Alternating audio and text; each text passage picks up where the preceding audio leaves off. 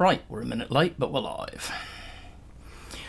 Sorry about that. If you are waiting for me to be back at it, I'm a whole 60 seconds late, which is unusual for me. So, it's Tuesday evening, it's 5:30 in the UK, which is various times around the world for the rest of you that I'm not even going to try and get, because I'm quite tired at the minute. But this means we are back at it on our new player experience stream. So, I'll dive in for some games, see who turns up, hang out, do the usual stuff. We've hit, so far, rank 17. We'll see if we can climb that up a bit. If you are tuning in, hopefully you are well. I know people usually arrive within the next sort of 15-20 minutes. We'll see who turns up. If you are arriving, say hi in chat. I am very friendly, I promise. Let's see who we've got. So, what's the opposition? The opposition is... Okay, so we've got Japan. So, this could be another aggro deck. Well, it probably is another aggro deck. How good of an aggro deck, and this is a really good starting hand, is more debatable. This is an almost ideal starting hand. We've got 15th, which can let us get into the front line. Then we've got Panzer 35 and expansion, which can let us take advantage of doing precisely that. So, in theory, we have a good tempo start here. See what our opponent wants to say. Xiao. So we're going to trade out.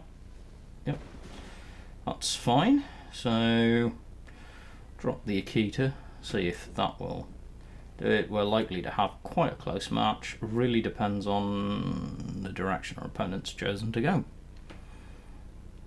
Our opponent might be playing this very deck or something incredibly similar. Hey Petrico, how you doing? Good, I trust.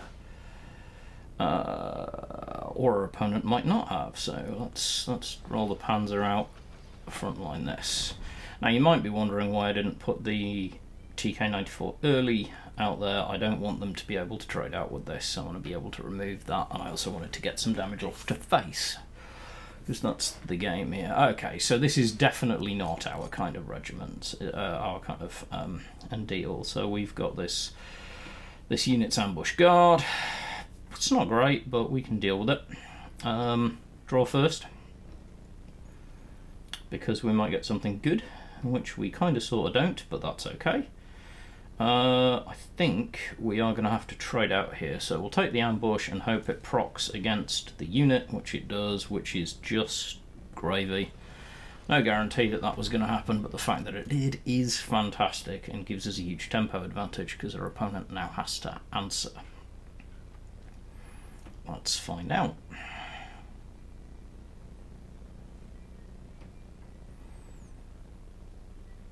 Also, since Petrico's out there, you can let me know if my sound levels are alright, because I had some recording problems earlier on today, so hopefully, like OBS is telling me my sound levels are fine.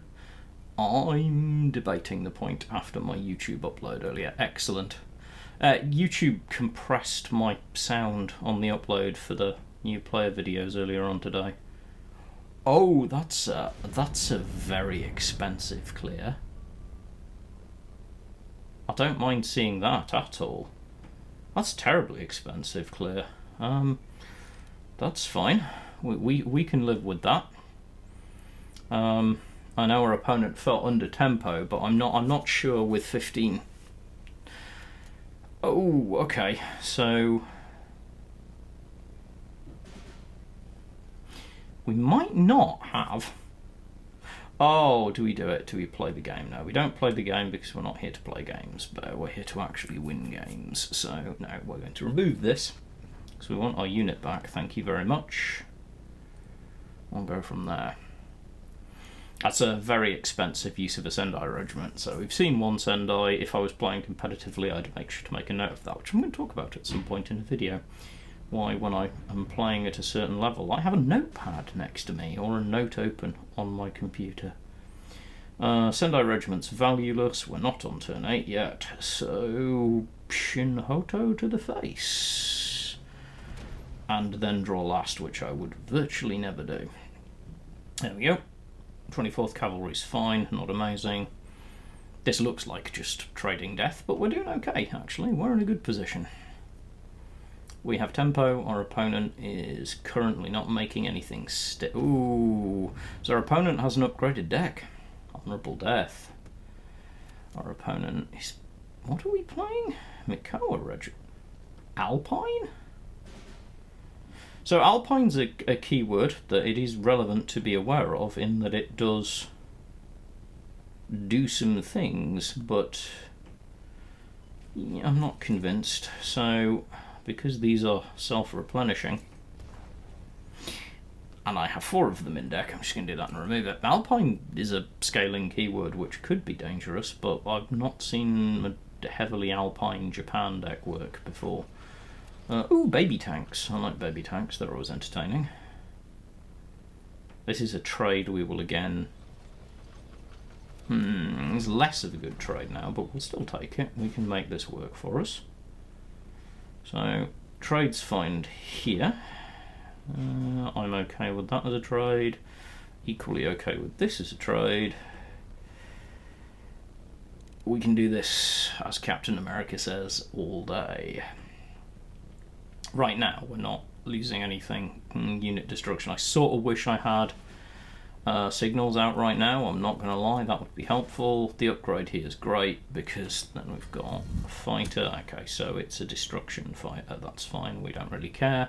We're not going to worry about it too much, because what we're actually going to concentrate on doing is getting straight up damage to the face.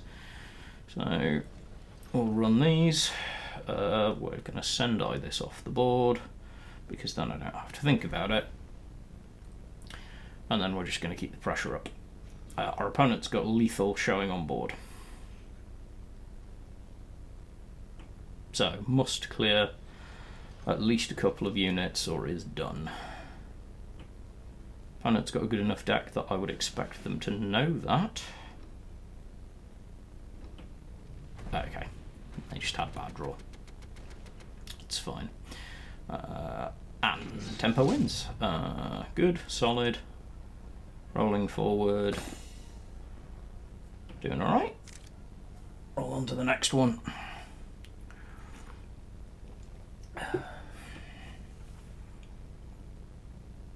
Today has been a day of cards in my household. I have spent my day, I spent my morning doing YouTube content creation, and then I'm spending my evening streaming, and it feels good, I'm not gonna lie, and I have spent virtually no time on my main account today, aside from... what did I craft? We'll go and have a look in a minute. I'm pretty sure it might have been... Oh, it's a good question. I'm going to have to go looking. I know I definitely got... It's an interesting way of choosing to spell the final word in your name. I'd actually have to go and check. Ramingor! Raiders! Hello! Ramingor, I need to get in touch with you, because I think some people were saying you were talking to somewhere about the possibility of pauper stuff. If that is true, reach out to me on Discord. Raiders! I love Raiders. Welcome on in, everybody. Say hello, get involved. Like, subscribe, follow, whatever it is on this thing. I'm too used to the deal. I hope so too. Usually these are really cool, but a new player goodness, and it's always great to get these up for it. I hugely appreciate you bringing some people. Hey Nero! Raids are the way forward. I hope you also had a good stream. Streamer tribe for cards is strong.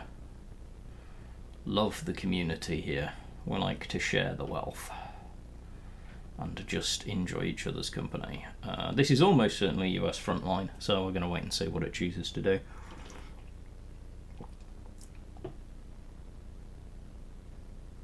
I believe someone, might have been Nero, mentioned to me that it might have been you, might have been someone else, was talking about pauper tournaments for cards. Could well not be you. I might just be getting my names confused because I'm still learning everyone's names.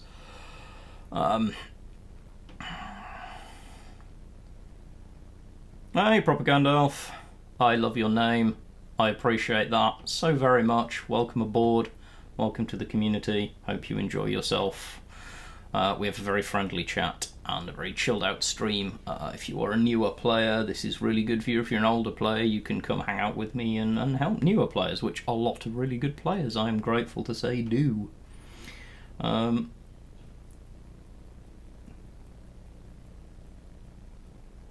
Thanks, Nero.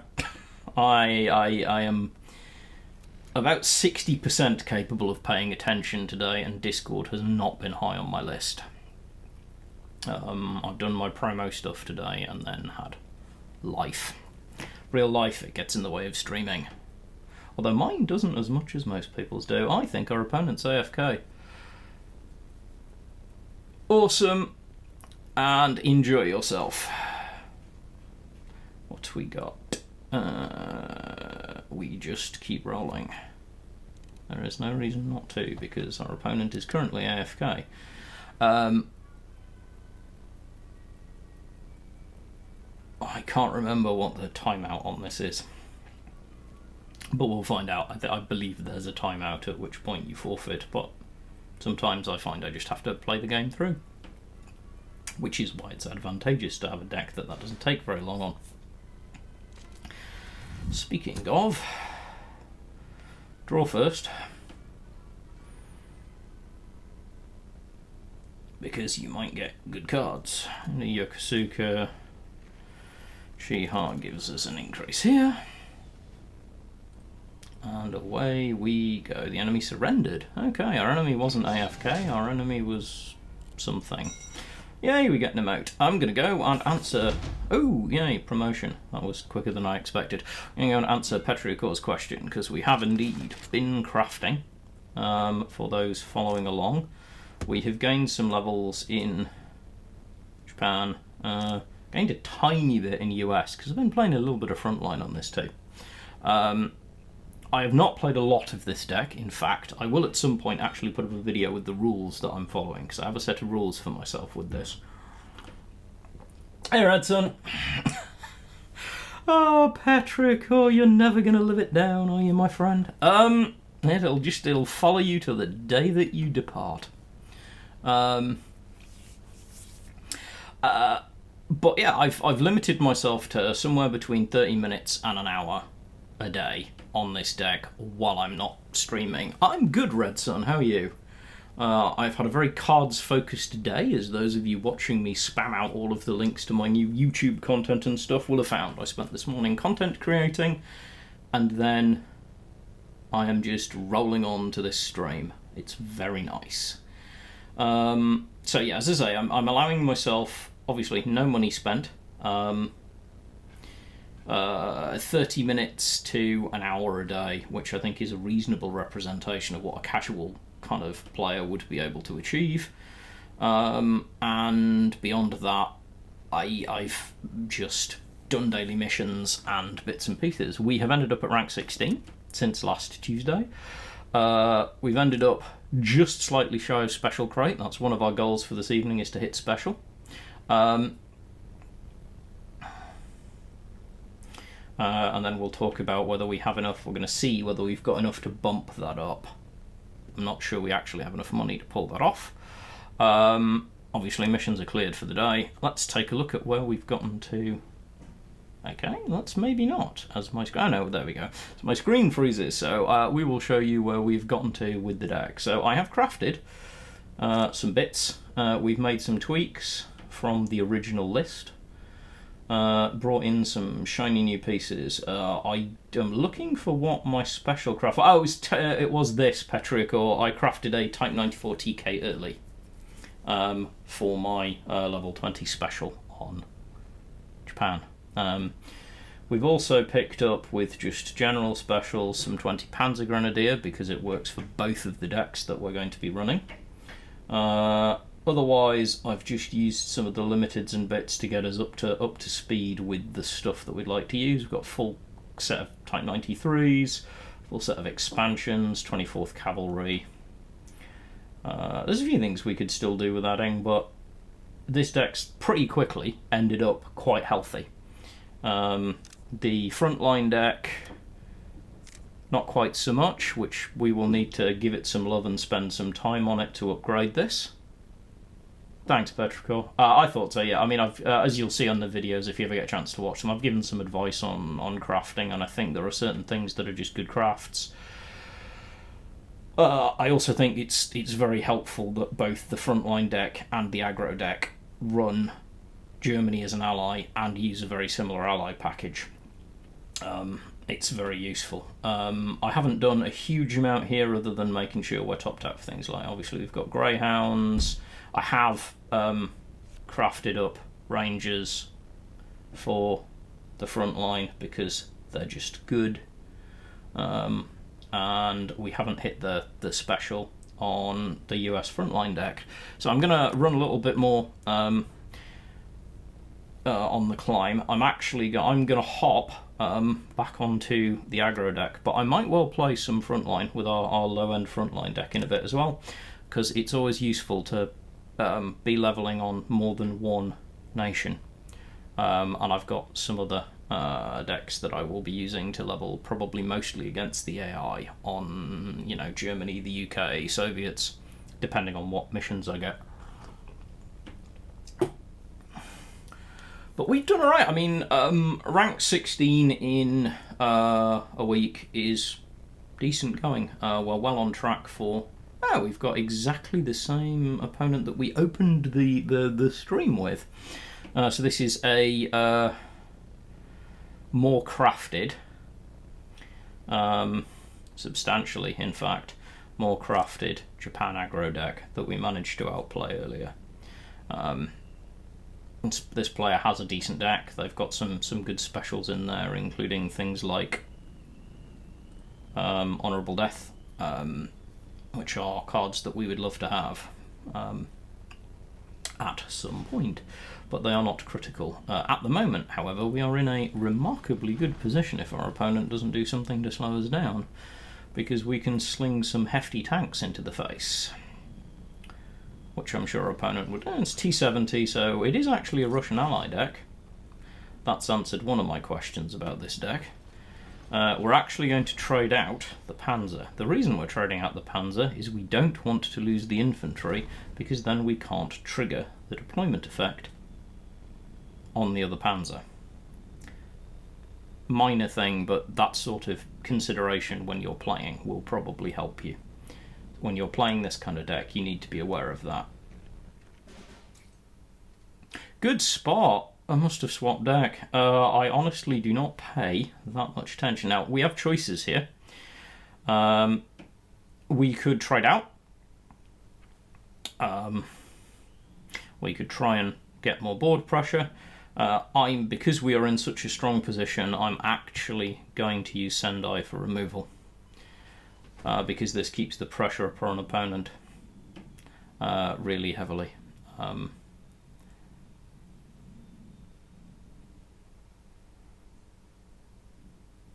Petrichor also has a comment, an excellent memory is a reason why, if I was playing, particularly when I get to Field Marshal, I will tend to keep a notepad either open on my computer or on my desk. Meto Regiment's fine, so we're just going to destroy it. We don't mind triggering the destruction effect because it puts us in a position where we have lethal on board, which is always a strong position to be in, because you're basically saying to your opponent, answer or you're out. That's a solid answer from our opponent. If they don't have something else, it won't be enough, but they can't know what we have in hand.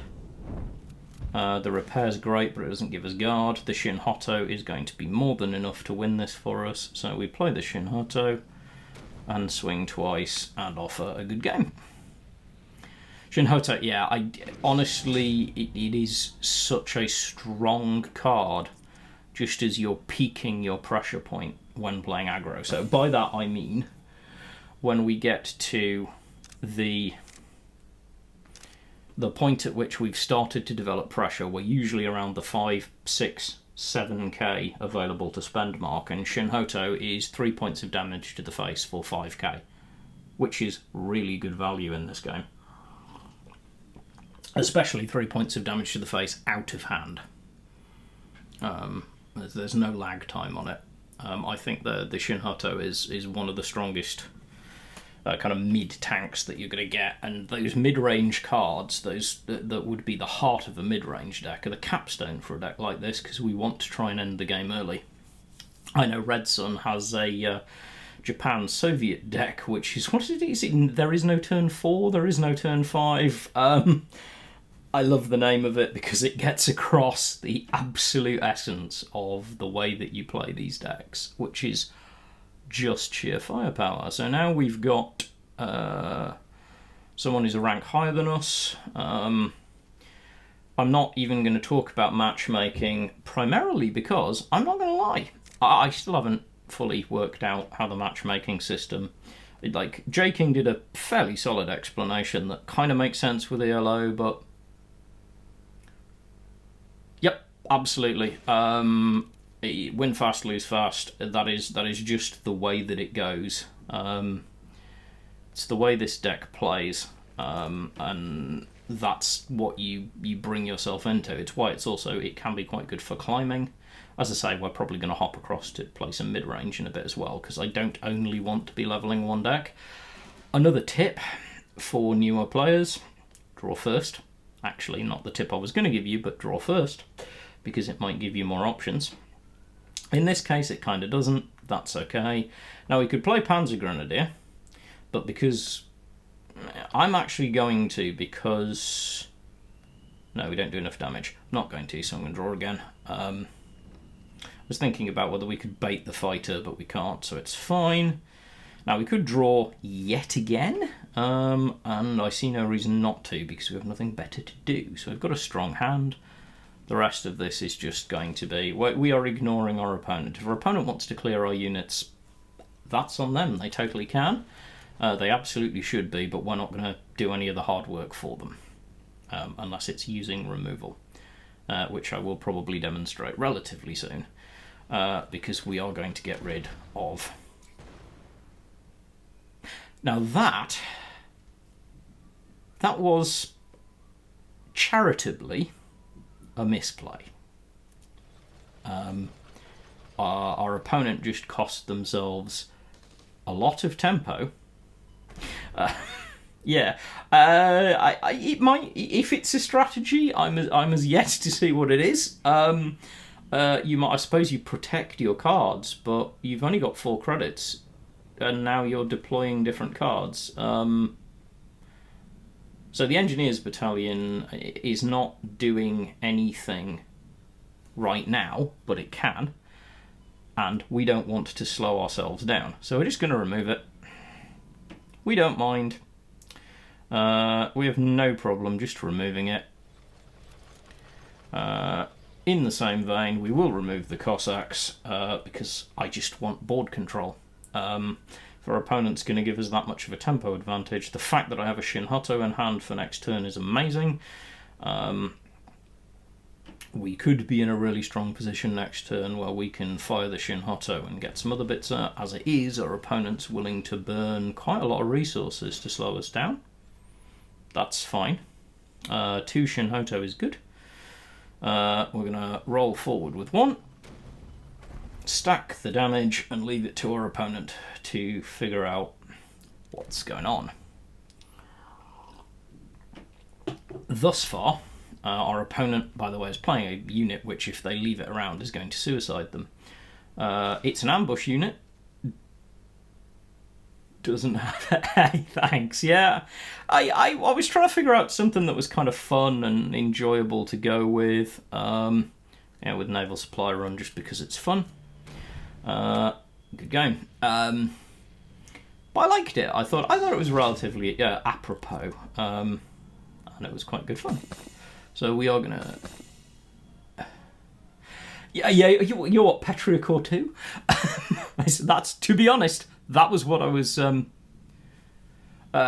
was typing something similar, and then I happened to be looking at the name of someone I know from the States, which happens to be the Second, and I was like, I don't want to go with the Second. But Junior seemed like then there was the whole Indiana Jones thing, and I just went, hey, it seemed cute. So I'm going to hop on, do some frontline, talk a little bit about frontline tactics. Now, I don't know how well this is going to do. I've played this a little bit earlier on today, just to make sure that I still had a clue what I was doing while I was making the videos, links and all of that. Go to YouTube, enjoy. It should all be in my link tree. Right now, so we could get a mirror match out of this. So US-US can be one of the more, I would say, intellectually stimulating matchups. Now, hand here, second Cali is a very tempting keep, but it's a miss, in my opinion. It is a mistake to keep it because it is too late. Greyhound's fine, half track or Sherman. I want to keep one but not both. I'm keeping the Sherman because, of course, this happens. Historically, if I pitch a Sherman from my opening hand in frontline, I don't see one until like turn 9. And it doesn't help. Of course, now I've got 2 of them clogging up my hand because life can never be easy. So of course we're going to get all the heavyweights. That's okay. We are relying on the fact that we have a 1-3 in the front line, which is relatively expensive to remove. Should cost our opponent either a good card or a couple of cards. Joint Op's not going to do it. Now, choices here. We could make life very expensive for our opponent. Now, this early only costs 1 to deploy. However, this early, that tempo loss... Oh no. Why am I not? Oh, double damage against tanks. I thought it was a half track. My bad. Still happy. The tempo's still good. We've still got a 5-2 body, which is actually a 4-2 body because can't last forever. Which is still going to be plenty to put in the front line. Our opponent is playing front line. We can tell this quite clearly. We're in a good position because we can... Yes, it would. I completely and utterly spaced on that one. And yes, it would have bounced the Red Devils, although early on in the game, if you can bounce, even the smallest bounce can really mess up your opponent's economy. As it is, we're getting reasonable trades here. I don't mind losing. I never mind losing the +1 buff. Now, right now, we can drop Cali, or Cali. I would like something else. California will be with us quite a while on our climb, but it won't be with us long term. Half track's going to bounce the California. That's okay, unless we draw something much better, which we do. Now, different things we can do here. California is credit efficiency. Oh, of course, Red Devils. I can't buy my own thing. Credit efficiency to put it out. I'm absolutely right, but I forgot. It costs me 1 extra credit to target the little buggers. That's a good strat bomb. That misplay might cost us this game. I don't think it will, but it might. So Rangers op cost 0, so we will be able to pull the remove.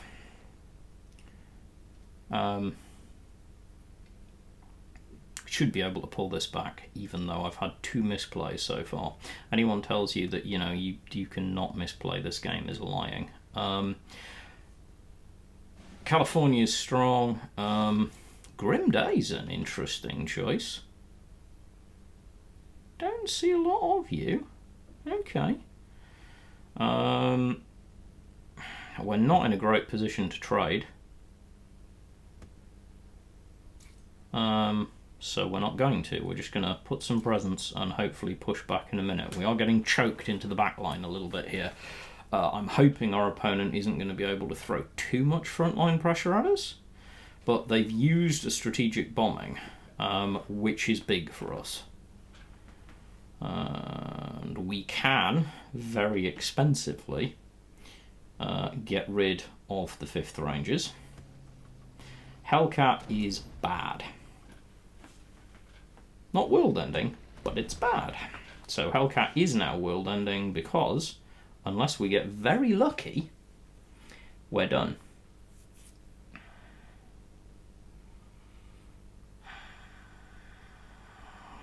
It's not a problem. So, trade out here, trade out here. Keeps our opponent off lethal. I'm going to drop the M4 for no reason other than next turn it gives me something to throw. I will pink the point of damage because I'm going to do it eventually anyway. I don't run good enough removal that I can rely on. So if our opponent can do that, they win, they play really well. Not a lot we can do about that. You're going to get outplayed. You aren't going to win every game you play. 2 misplays cost me that game. Do get a US level, that's good. And we'll go back. Keep at it. You will get better. Never get knocked back by losses too hard in this game. It's just going to happen, like any game. And you can learn a lot from losing.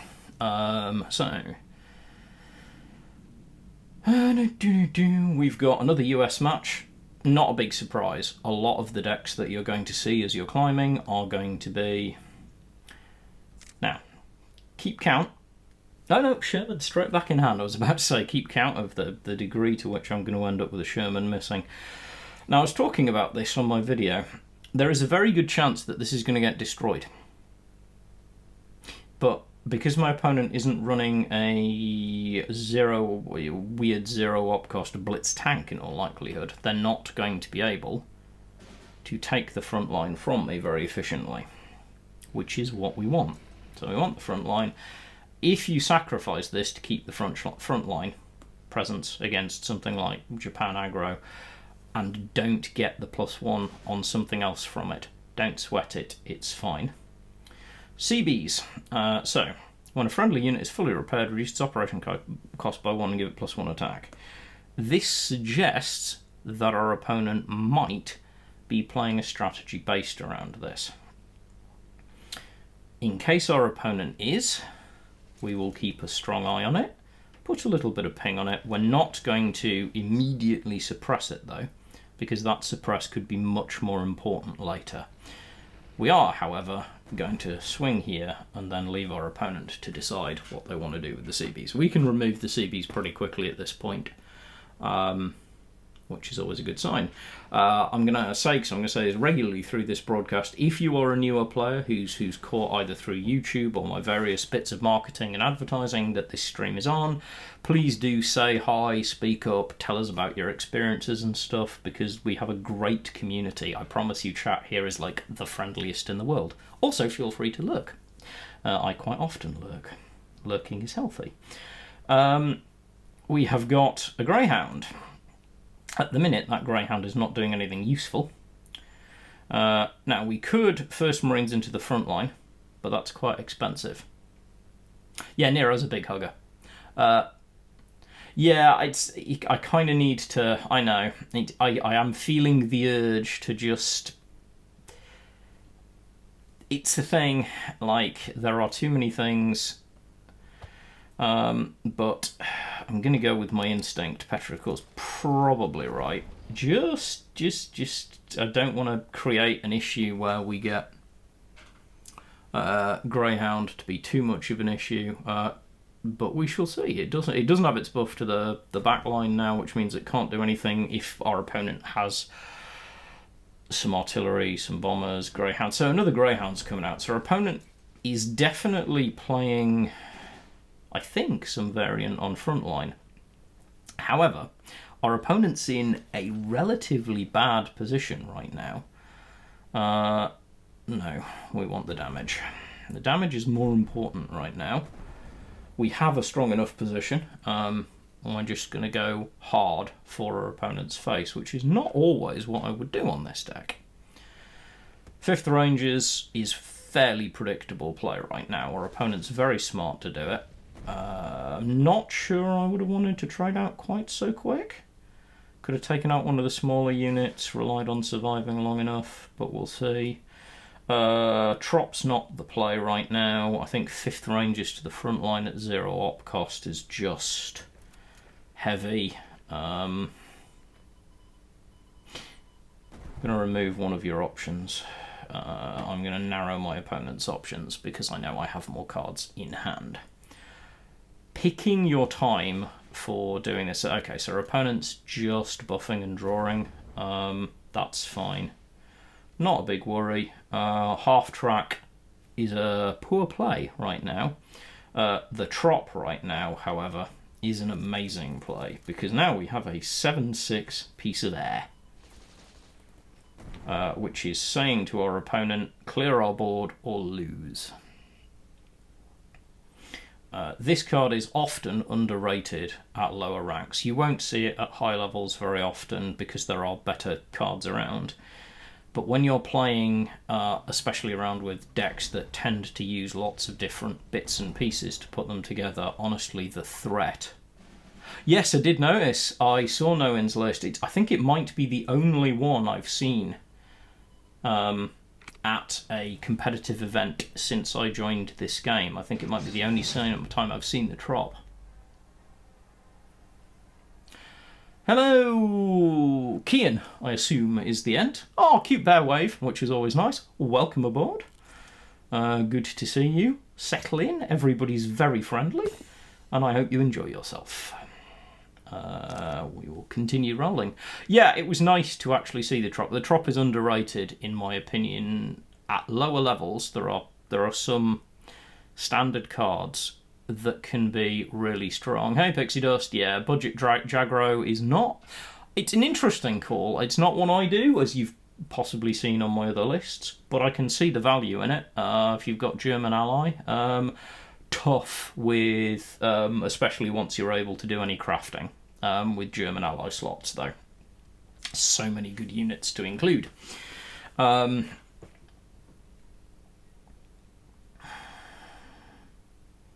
Anyone want a cookie? We've got Soviets, so this could be tokens, in which case I might lose this unit with no bonus. For exactly the same reasons as I said about Jaggro. I think it's thing, yeah. Totally agree, Patrick. Or I think there are a number of cards that are just strong for newer players. They're just good value. Now there are a number of things I could do here. I'm going to do something a little bit odd because it lets me remove a thread.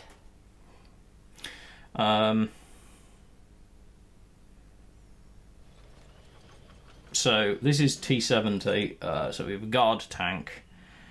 That's fine, we've got instant removal for the T70. Order of play kind of matters here. We've got 3 credits. For those 3 credits, I'm going to want to play the Red Devils, move the Red Devils into the front line, and move either a 164th or this 17th Infantry into the front line. I want the Red Devils on the board before I do this, because I want there to be a chance that that happens. That buff onto the Red Devils is amazing. Puts us in a really strong position. A Red Devils in the front line with 4 defense and an increase to attack is very, very awkward for your opponent. 7th Regiment, draw a card when it moves into the front line. That's okay. It's a card. I'm not worried by it. It is a 4-cost card, so what we're actually going to do is use this half track to monkey with our opponent's economy. You want it? Pay 4 for it a second time.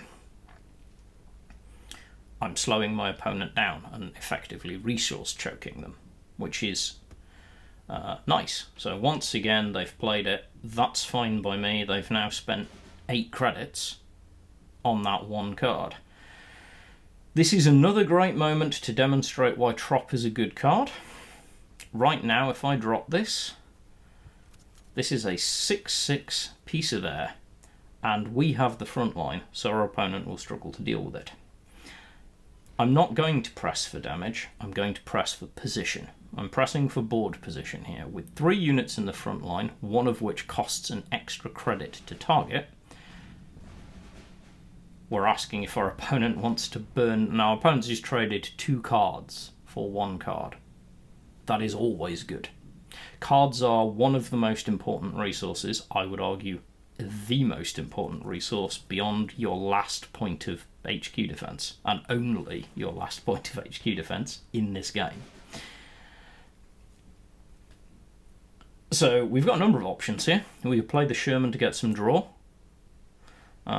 which feels pretty good to me at the minute. I'm not going to play Stars and Stripes because there's not enough in the back line for me to get the damage off that I want to, and my opponent can trade out with me for a while. So I think we're going to play the Sherman, and then we're going to see whether we draw anything that we'd rather play over the 164th, which we don't. We are going to put the 164th in, for the same reason I've illustrated before.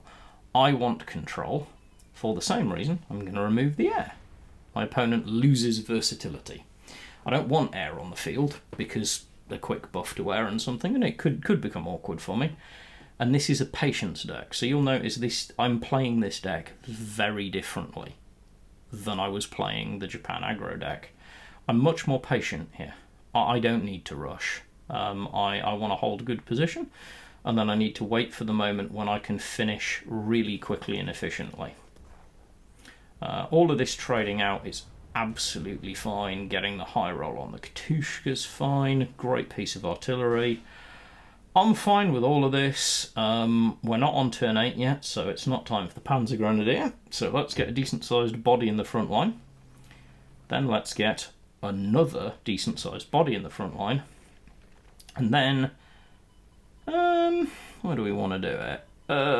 Let's put it here. And ask our opponent questions. So again, we're just putting pressure. We've got big, heavy bodies in the front line. I don't mind this hanging around for this reason. This is an elite with a high price. I know, Stars and Stripes, it's coming. If our opponent doesn't take the front line, it's coming. I don't think our opponent's taking the front line, and I think they're burning a great deal out on it. I could be wrong. I may rue my decision. It might have been a better play. Not going to lie. As it is, we need to run the counter, which is easy.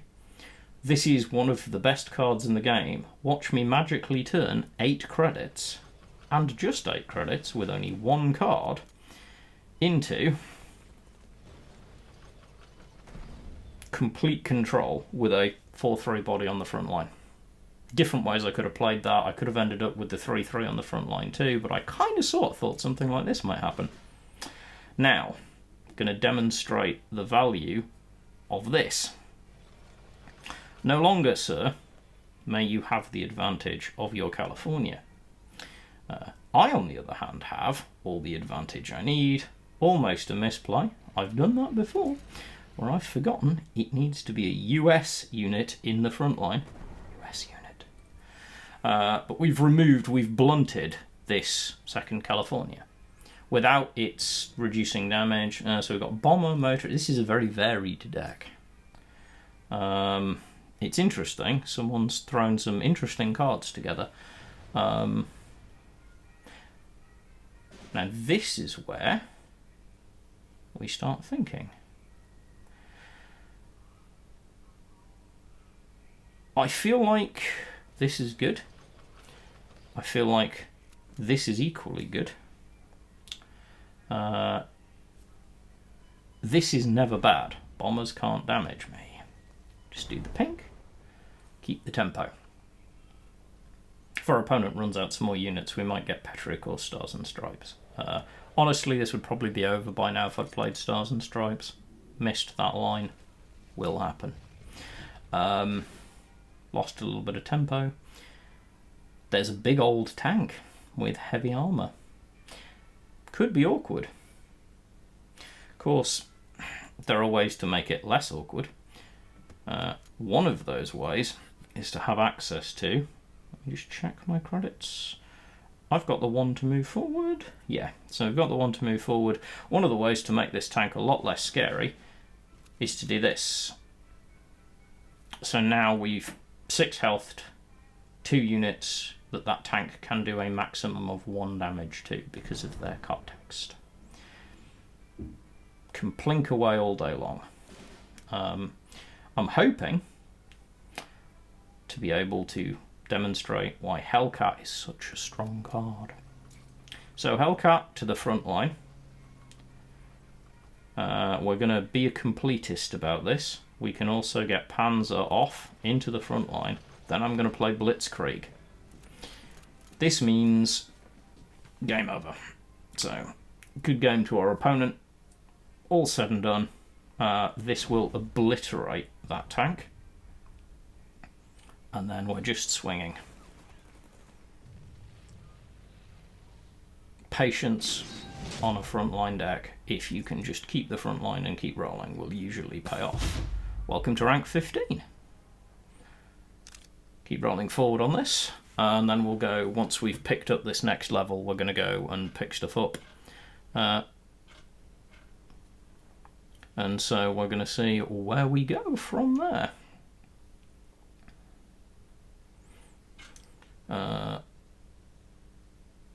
Okay. Well, the name fits the deck. Maybe.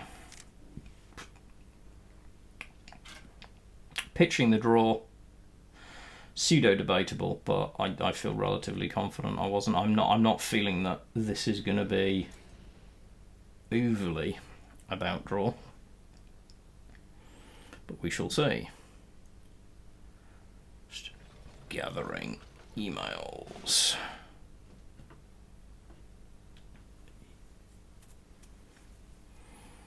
So roll forward and just hang around. So we've got Finland. Always exciting to see. It's going to do some damage. It's going to remove our Greyhound if our opponent wants to spend the credits to do so. If you were going to spend the credits to do so, I think I'd probably want to have had the credit to then... See, that double damage is not... So, now this makes me sad, because we have 217th Infantry. That is generally really quite bad. We don't have Blitz. We don't have another unit to give it to. I'm going to save the credits, because I also can't get them to the front line, so they're not doing anything for me. So we'll let our opponent come on to us, because I'd rather they spent like 2 credits to do 1 point of damage to my HQ, and then I can counterattack. If they're smart, which annoyingly they are, they will probably not be quite so blunt about it. Panzer's good though, Panzer's great. So we are going to waste a 22nd here. Not the world's biggest fan of it, but it's fine. Take the double damage. Not a lot we can do about it, but we've removed something. The artillery isn't going to kill us. It's annoying if we have air, but we don't. The Akita Regiment, on the other hand, that could be a pain.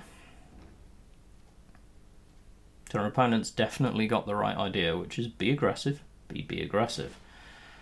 Number of things I'd like to see. 5th Rangers is definitely among the list. I can live with 5th Rangers. Now, we might get high rolled here, and if we do, we do.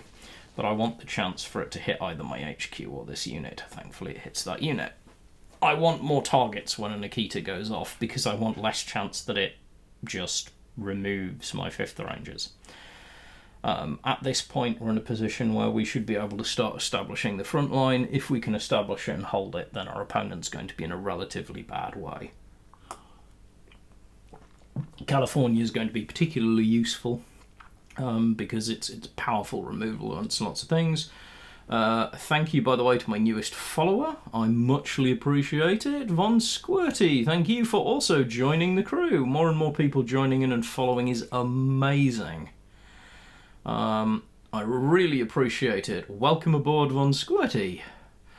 Welcome on in. Chat will, I have no doubt, say hello to. We're all very friendly. Ooh, pin. So what have we got that we might want to... Okay, so Sissy... yeah... Yeah, this is going to feel like a relatively dead turn, but I feel like I have to do it, right? I'm gonna have to strap bomb the thing. I always want to think it feels bad. Oh, sad face. No, I have to do it. It's a frontline deck. I just... Yeah, it just always feels bad when I don't get something chunkier, but I think it's it just felt a tempo play. You can get greedy on strat bomb, and I often have to talk myself out of getting greedy on strategic bombing. Getting it away early like this can really help, because it will keep pushing forward for pressure, which again, if you're a newer player, is definitely worth knowing. So, okay. So we have this 0. I'm not gonna lie, I'm not the world's biggest fan of having that around. So we're gonna get rid of it in a minute. We're going to take this. We're going to get rid of its ambush. So I've been playing cards for... I started in October last year. So, relatively short time in the grand scheme of things. I've been playing card games for... Lord, 3 decades.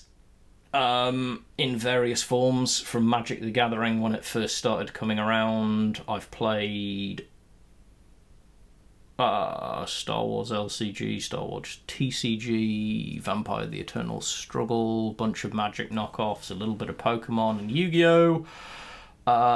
Flesh and Blood. So I'm a big card game player, and I chose cards because a friend of mine went, hey, there's this World War II themed card game that I think you'll get a kick out of. Turns out, since he knows me as well as he did, he wasn't wrong. Came along, I was very fortunate to hit Field Marshal very quickly. Took me about 14 days to Field Marshal, because I just got the game. Since then, I've been embraced by the community in some really, really awesome ways. I've made some good connections with some fantastic players of really good caliber, who have really helped me increase my game, and so it's my intention then to kind of try and bring that out so that newer players can get access to better resources.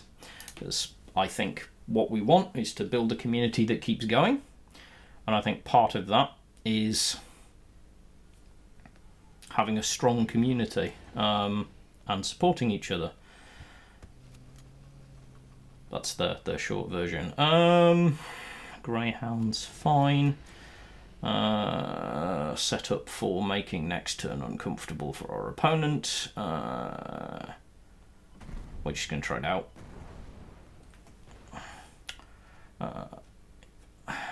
So 5 plus 9 is 14. Yeah, Field Marshal is... it takes some patience to get that. It's doable. I'm trying to illustrate with this series. We started this account that I'm on now, which is an alternate account, hence Bear Jr. My main account is Bear_Gardner. I've done this and some YouTube videos on how to build early decks that are likely to get you to Field Marshal without having to play much. So, for example, at the minute, we're ranked 15. I don't allow myself, unless I'm streaming, to play more than an hour a day on the deck to try and simulate a reasonable thing. Tokens is good. I assume Soviet tokens. What ally are you running? There are some variants out there, but tokens is good. It's very strong. So we want the 4th Rangers. Soviet tokens, USI. It's a really solid choice. Very solid choice. You're not gonna... you've got a deck that definitely can get you to Field Marshal once you get used to it. Yep, you absolutely can. Petriacor's spot on. If you get to know the deck, you could get if you have the time to put it in, you could probably do it in not that many hours, but you've got to dig in to do it. And for example, with this, I'm seeing if I can get this how far under 1 month I can take to get this account to Field Marshal without spending any money. I don't have a battle pass, I've spent no cash, I will spend no cash, and as I say, I'm limiting my playtime. I'll actually make a YouTube video at some point explaining the experiment and the crazy people. Yeah, you're going to get days like that. It will happen. I'm very used to something very similar at Field Marshal when you get onto climbing ladder. I will often... My ladder ranking will go up, and at one point, I think at my top point I was in the top 60, so top 63 or so, and I plateaued off before the end of the season. Winning streaks are the way forward. If you can get a good streak going, so efficient. So you get a couple of diamonds here, so we're going to demonstrate also the importance of crafting. So we've gained 2 more wild cards. First thing we're going to do is go and see if either of our decks can benefit from these standard, wild cards. So let's pop in and have a look at our decks. So I'm going to go. So the way I do this, and I suggest this in my videos too, is I have 2 decks down here which are decks that I'm aiming for. That's why they say include unowned cards. You can get all of this information from my YouTube channel, where I do the VODs on this and talk about these decks. You can get the deck codes for the starter deck, which achieves absolutely nothing. Petrichor, we're going to go right back to that because I noticed that myself. We're going to swing back over that. Special crate's always a win. But I always recommend having an end game in mind. Now, bear in mind, these aren't tier 1 decks. I've not thrown all the elites in the world at them with the intent of having it be perfect.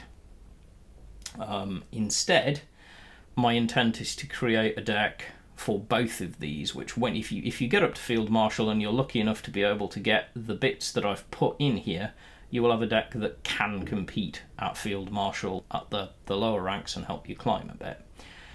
Tier 1 decks are a world, like competitive decks, whole different story. We've only got 1 remaining big craft for us. We'd like a 4th 164th Infantry. So I'm going to create that, which we can then go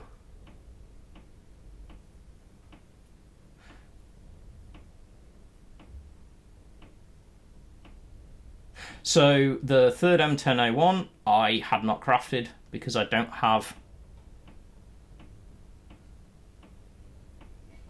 the limited wildcard to craft it.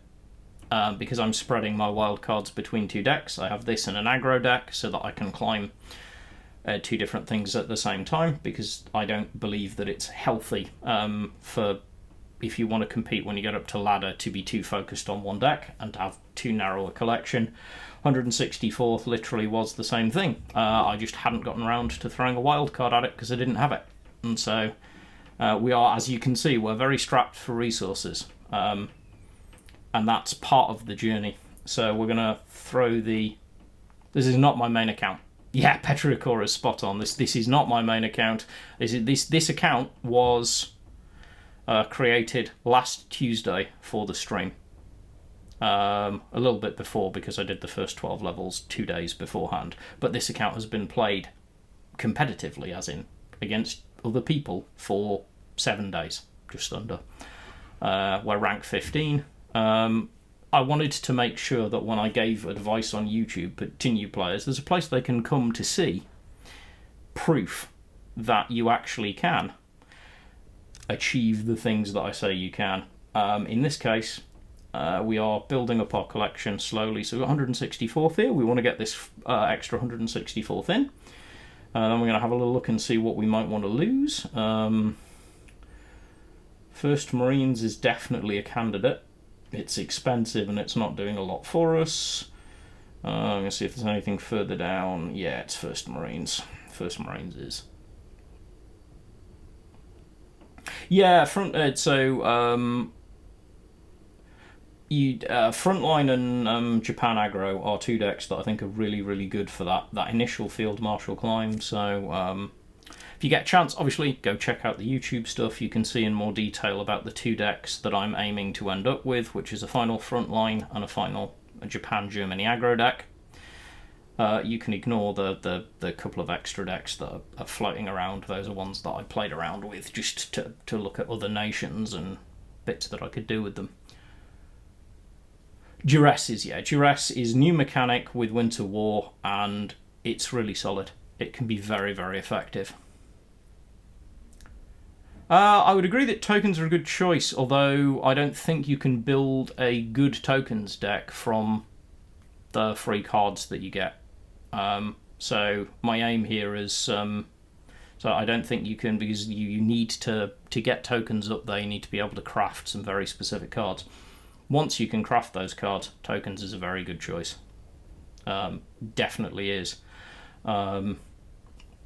Limited card pool when you're starting from the beginning is a thing, but yeah, tokens is very strong for climbing at the moment because it's very quick and quite powerful.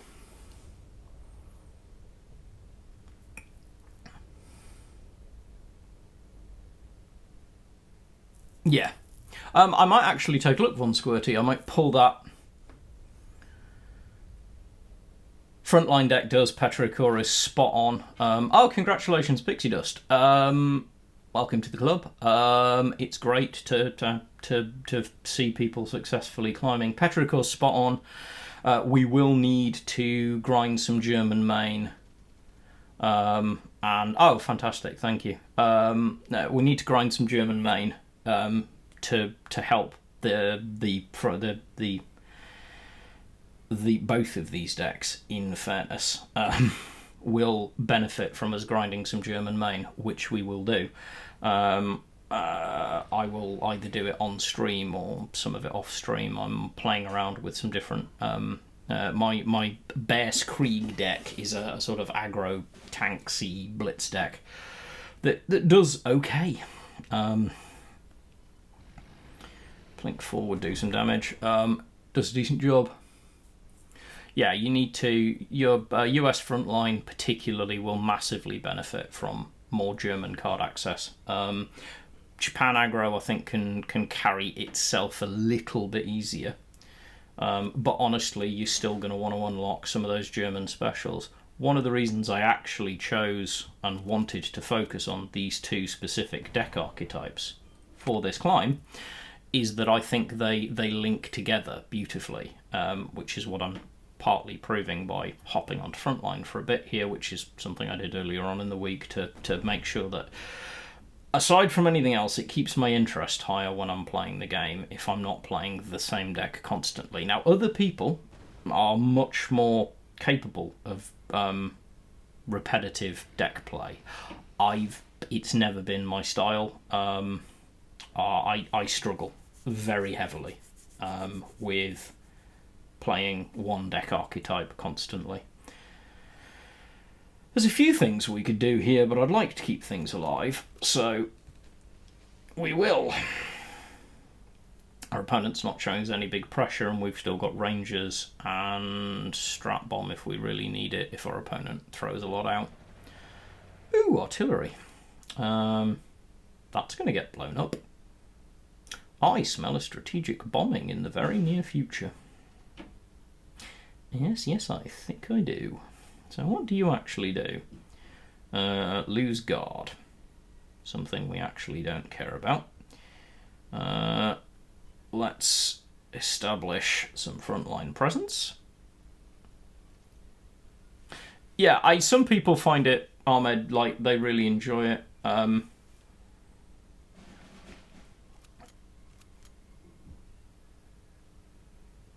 Personally, yeah, the old remove guard by just doing. It's thematically very artillery, if you know much about Second World War tactics. Their opponent probably feels like that was quite a good turn. And honestly, they've established a good position. Now, we could throw the 5th Rangers forward and try some shenanigans with trying frontline presence. We're not going to. We're just going to press the congratulations, you spent a lot of credits button. Because early on, this can be such powerful tempo. If M10 wasn't around, I think it would probably make most budget frontline decks. It certainly would make my list. Yep, strat bombing is a thing. Now, 5th Rangers is interesting here because we do have a big regiment. However, we need frontline, so if he wants to trade out for it, he can trade out for it. I'm not gonna... Suppression isn't getting us anything. If he wants to trade out, he can trade out. I just don't want him holding the front line. This is actually not a perfect position for us. I would like to be able to keep an infantry on that. That was a mistake. I will say it's still a mistake. That's an expensive way to remove a 5th Rangers. Not saying it's ineffective, but it's expensive. So the M4A1 is perfectly reasonable to play right now because we don't have anything else that we really want to play. I'm actually going to play the Trop because it's not at its full power, but a 4-4 aircraft is still a 4-4 aircraft. And we're going to need all the help we can get in a minute because our opponent's got the front line and we don't want that. So half track would be a really good top deck right now. Yeah, I could have Sherman the previous round, gone for the card draw. I like the variance in tactics. Pulling the Cali, that's good. California's really good. We don't really need to overly worry about much of anything, but the Cali's good. So what are you without? You're a 2-2 without. You're not worth actually suppressing. So we're going to blow you up. And say to our opponent, continue to come on because we believe we have the resources to outlast you. If we trade smart. Panzer, good play for our opponent, but he can trade out with the M4A1, but it hasn't gained him any good position. Pioneers isn't doing much for him, so he's got 4-4, which we're just going to blow up. We are 100% slinging this here because I want to know where we get the buff. I'm absolutely fine with that. 4-4 goes away and we're still in a strong position. We're not going to get the front line. Hey, Henry. We have nothing good to suppress. Playing a Sherman without the front line feels bad, but we're going to do it anyway because we want the body. Because next turn we want to press forward, and that Sherman plus the air is lethal on board, so our opponent must fix the problem right now.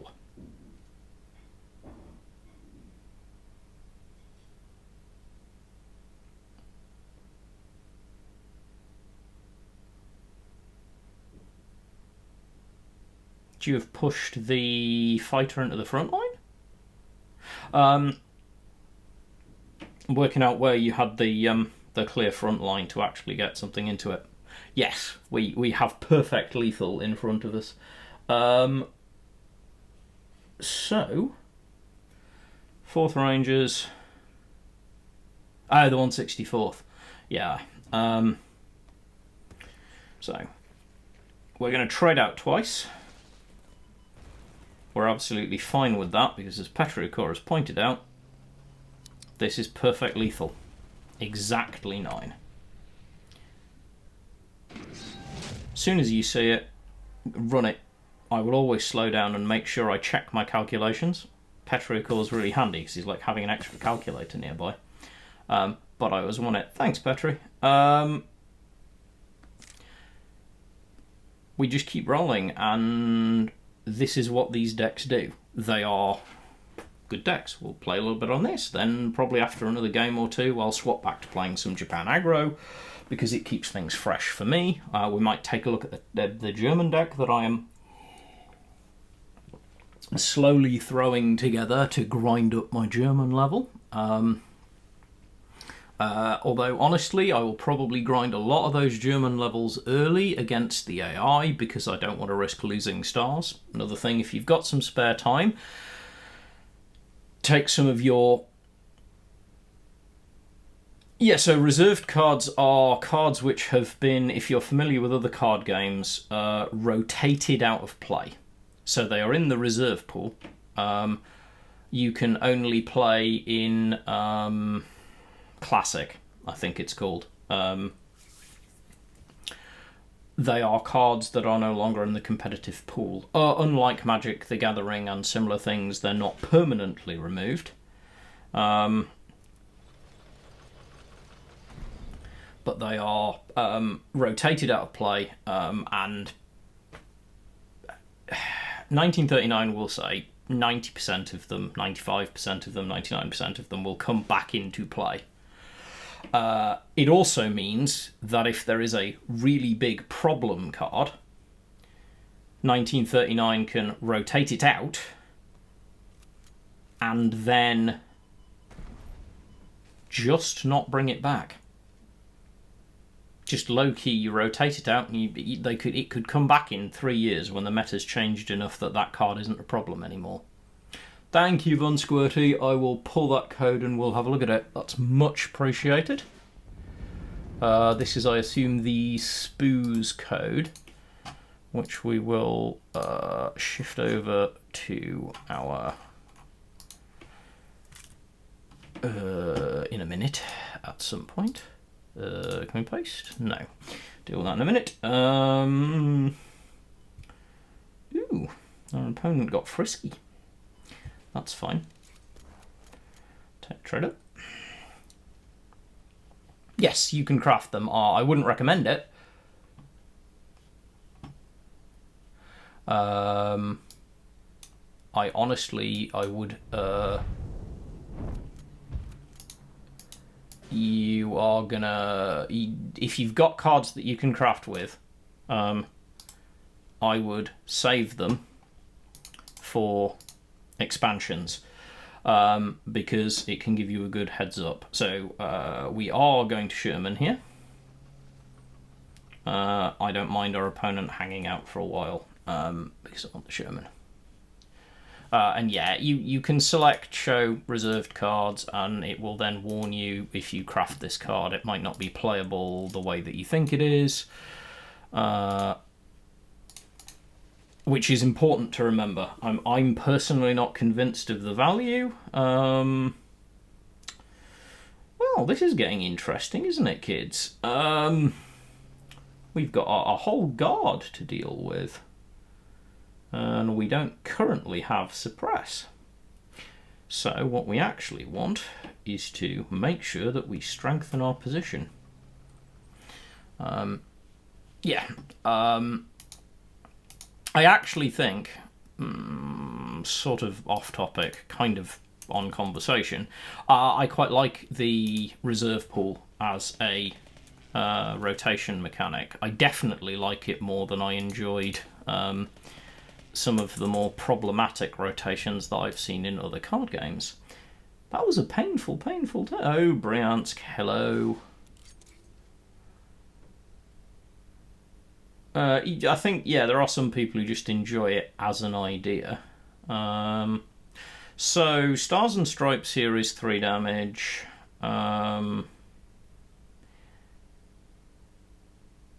It's tempting, but I don't think it's the play.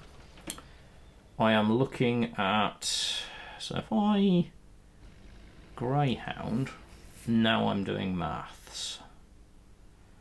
How hard can I tear through my opponent and stay alive? I think we can trade pretty well out of a blitzkrieg here. So we're going to.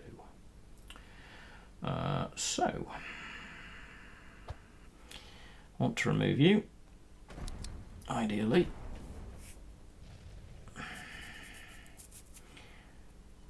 And then we have to remove you, and we'll lose that unit, but that's okay. Puts us in an okay position. Yeah. Yeah, Nations Cups, I've watched little bits, and it's interesting. I like seeing some of the weirder and wackier formats too. I think more I would love to see definitely more community kind of tournaments. More support for those, I think, would be very welcome. Yeah, it is. So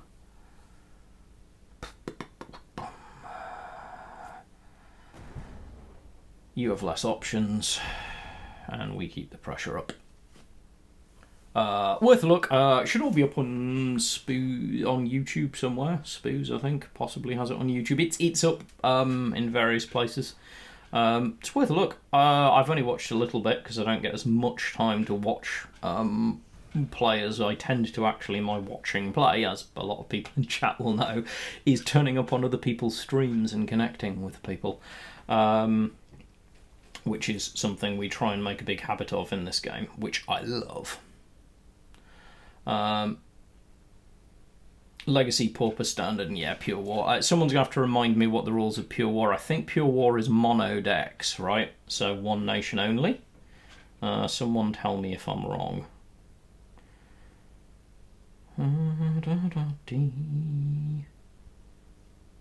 Oh, no orders. There we go. Thank you. What do you do when you die? Random Soviet infantry, I don't care. We're going to suppress you, because then we're going to remove you. No orders, no countermeasures. Okay, that makes sense. This should very quickly be GG. But yeah, it's so exciting to see all the new people, by the way, thank you. I don't think I have done the thing yet. I should probably do the thing where I say, obviously, if you're enjoying this, please follow, but a bunch of you have already. We're at like 55 followers and growing.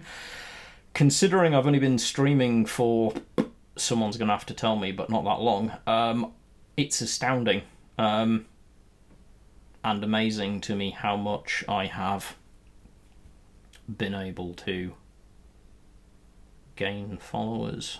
Oh, for a Hellcat.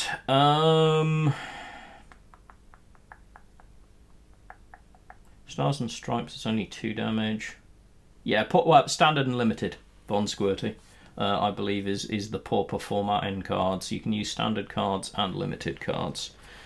Obviously, we're going to do this.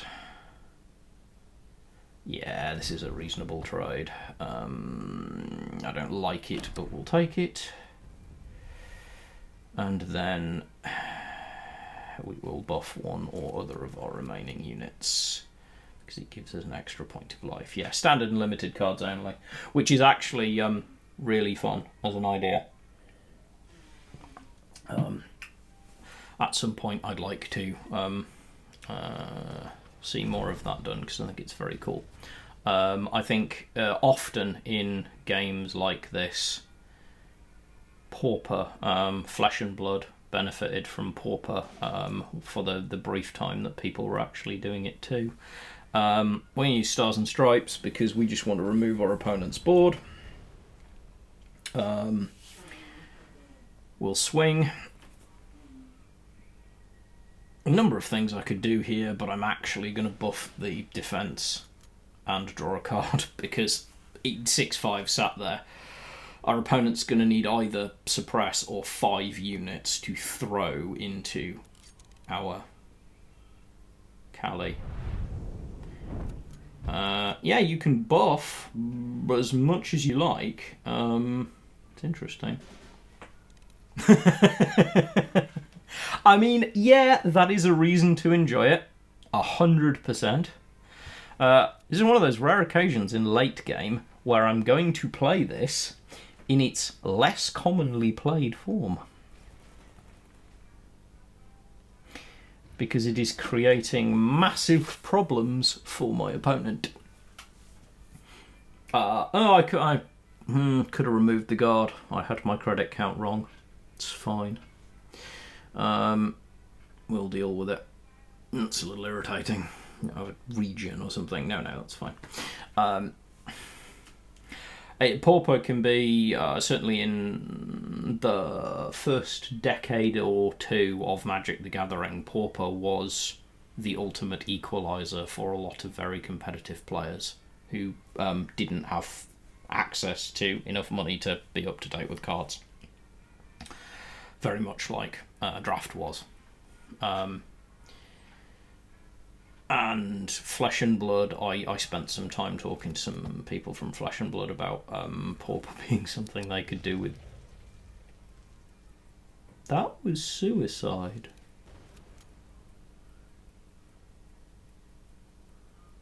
What have you got that I haven't seen? Oh, okay. Nothing.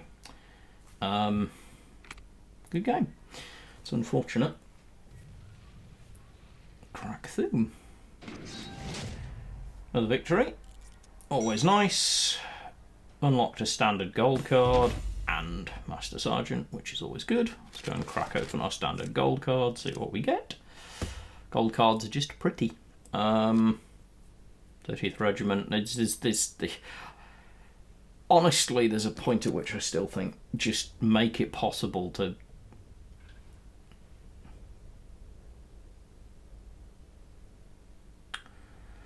What you mean?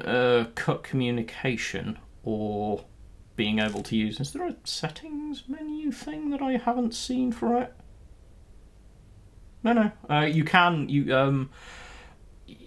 Being able to turn off the emotes in game is a necessary evil, because there are some people who, for whatever reason, feel the burning urge to spam emotes at you because they are protesting against your deck.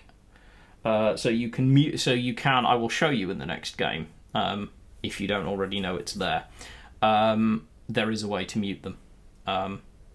If you find them distracting or if your opponent is being frustrating. We'll hop back onto a bit of Japan aggro for a bit. Actually, did I just... Sorry, I just caught myself. Pretty sure this is the... Is this the base list that I'm playing? No, it's the stream list. Just checking. I did star them. Yes, they can be, and yes, people can get very offensive with them. As in, they can just spam them at you endlessly. Used sensibly, I actually like them, because if you're not able to be on webcam or whatever with your opponent, I think it's quite nice to be able to say, like, good game, well played, things like that. I just think people overuse them or abuse them in the case of those who, whenever you're playing certain kinds of deck, feel the urge to spam the Zeds emote. And yeah, just flip them to off. And I don't know how it works on other interfaces, but I will show you how it works on an iPad and mobile interface. But first of all, we'll see what we've got. I don't really want to see any of you, but I'm very happy to see a Type 94 early. So, once our opponent selects their starting hand, Germany, cut communications is the thing you want.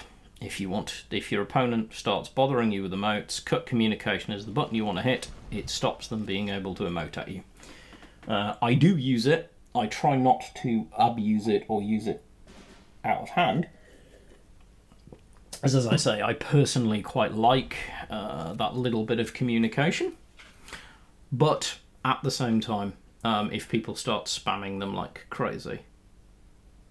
No, so Type 94 early was my, when I hit level 20 with Japan, I crafted it and recommend that it's an early craft for literally anyone playing Japan aggro. Type 94 early is one of the strongest non-elite aggro tools in the game right now. it's insane, especially if you can get a buff on it. I have been known to use the 101 infantry from Germany. Oh, your opponent wasn't happy. The 101 infantry from Germany with a Type 94, which I have done before, and it got bonkers because I had at one point 101 infantry to Type 94 in the front line with 3 Type 93s and 3 Type 93s rather in the back line. It was crazy. Just death in tank form. I love Type 94 early. I think it's. I think I call it out in my video. I'm sure someone who's actually watched it through. So I have not watched my YouTube videos through yet. I do actually need to because it's professionalism. But thankfully Nero did the hard work for me earlier. But I think I call it out as a relatively important card in the archetype. Mainly because if you do this to it, it just becomes nuts.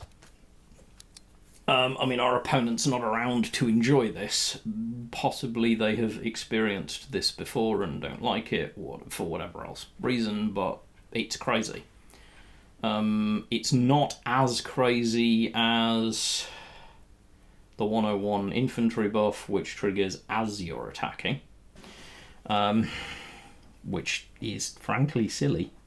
And I will die on that hill. It's a strong card. It's hard to set up, but it only got particularly silly when you combine it with the SWG, and that's but that's high level conversation and not this stream. That's a Saturday stream conversation. Which is also I like having 2 different streams. I think a stream like this showing the new player experience is a positive thing. Our opponent isn't actually there, but I'm going to say good game anyway, just in case they log back on to lose, and away. But yeah, absolutely a craft, and a craft that I'm extremely happy with. We've got a limited gold card. That's worth checking, because it might be a limited card we want. What do we got? Skura Regiment. It's pretty. The art's beautiful. And the gold card looks good. That's all I'm going to say on that card. Ooh, nice. Also, I don't know whether anybody else in chat agrees with me, but the alt art on Combined Arms, so good. Piece of art I just really, really like. I'm going to play this game, and then after this game we're also going to go and take a look at our crate status, and I'm going to run a live experiment. Unless someone can tell me whether they know the number of officer packs needed to get from Special to Elite crate. If you do, please tell me so that I can be optimal and give the advice to players.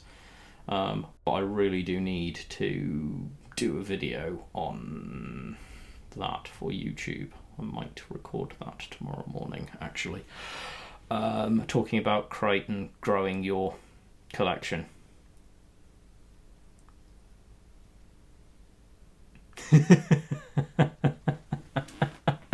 I know everybody's got such a Britain problem. I feel so targeted. It's just like everyone's got a problem with the Brits. We're nice, really. Oh, I don't like pitching riding brigades. I'm not gonna.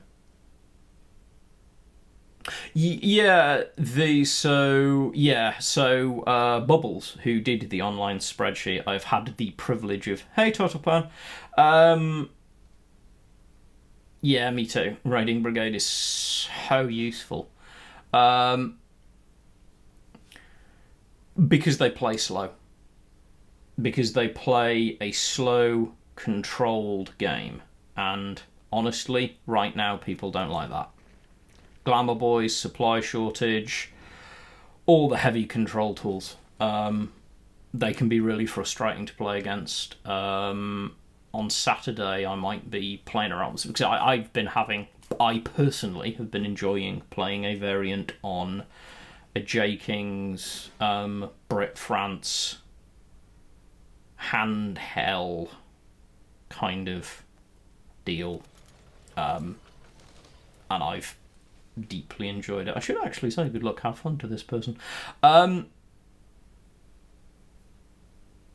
Yeah, once you have the cards, they're great. I think Britain are probably the most dependent on special and elite cards to really make them sing.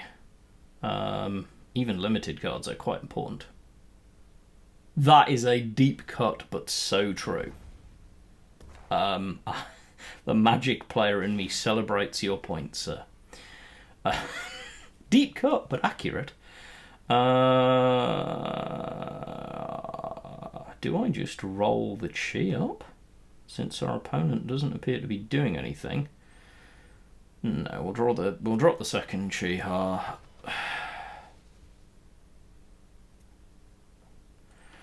Blue has always been interesting. I was never that much of a blue player.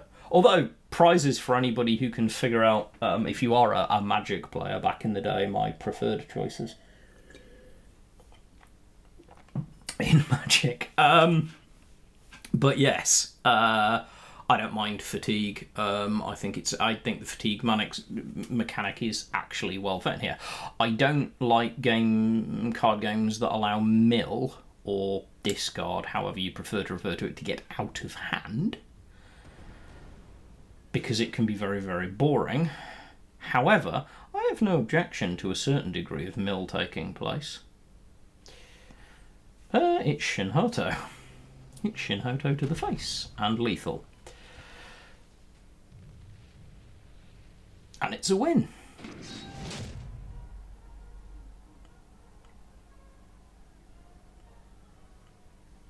Yep, I can see that. You have the mindset for it, from what I know of you. There we are, rank 13, which is pretty good. Let's have a look at where we are with our crate. Unlikely. That would be really, really hard to value, even as an elite. The closest I guess we've got is the Crazy Japan suppress card. Someone tell me, the one that basically doubles your suppressors. I don't think you'll ever get. I don't like cards that give you, apart from in small doses, cards that give you control of your opponent's things, unless there's a big penalty involved, or they're very rare. Because I think that's a feels bad when you're playing a game, and we like to avoid those. So we are currently here. We have 890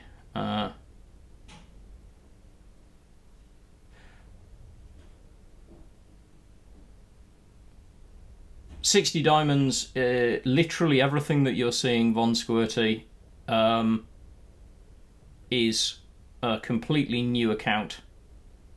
I have spent no money, had no codes, I've had no help from streamer codes, anything else. This is only playing the game.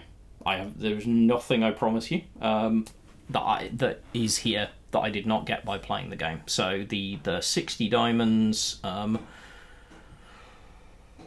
national progression, where am I at? Is where Petricle's answering the question. I'm going back to show it if I can. So, obviously, you go up to level 12, then at 9, 11, 13, you're getting 2 diamonds, so that's 6 times 6, 6 times 5 rather, is 30. So 30 and 30 is 60. It's just from levelling. I haven't spent any of them because I'm the kind of person who, if this account ever goes anywhere, I'd probably spend them to do it. Now, on crate, I could buy like 8 standard packs, which would probably get me to elite. Less than that probably would. But I don't actually recommend, as a new player, buying standard packs. I think officer packs are the way forward because they get you the more important cards, and you're going to want those limited, and you're going to want those special cards. I'm not 100% convinced that the 2 officer packs I can afford at 330 each right now is going to be enough to hit Elite. As a result, I'm not going to spend them, because I want to make sure that when I buy packs, it's enough to crack me to an Elite crate. So I would need some research. If anybody, by the way, can correct me, and has recently done this and seen that, if you can tell me that you reckon a couple of officer packs would be enough to get me up there, 100% will roll away and do it. But the point of this is, obviously, counterproductive as it sounds, it's not, with the new crate system, as efficient.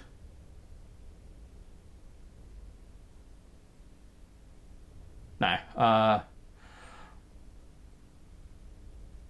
Yeah, so which would be outside of Battle Pass, not possible, because I have completed every mission every day on this account from level 2, which gets you a grand total of whatever it is, 700 and thing, plus the everyday bonus.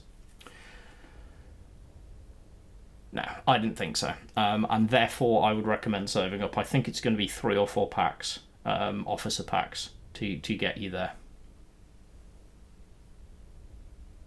Yep, absolutely, and that can be a really good spend of your diamonds if you are new to the game, and you're not a big fan of cosmetics. Spending diamonds on picking up the discount officer packs is probably what I will do on future on this account, because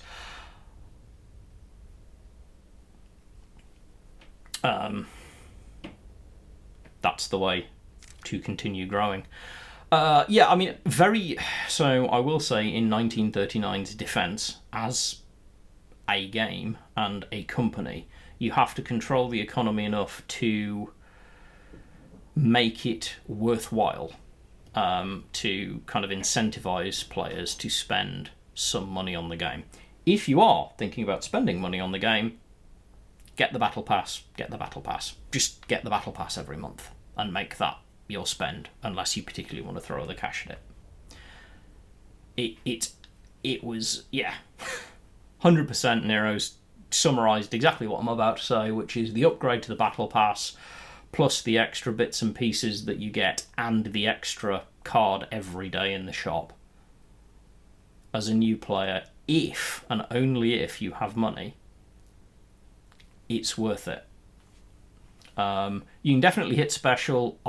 You would have to play a lot to hit elite without it. I have done it on my other account, but that's when I've been playing hard to ladder. Nope, wrong emote.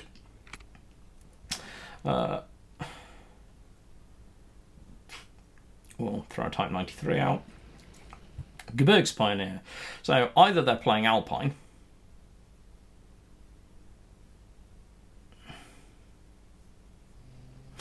yeah, I mean,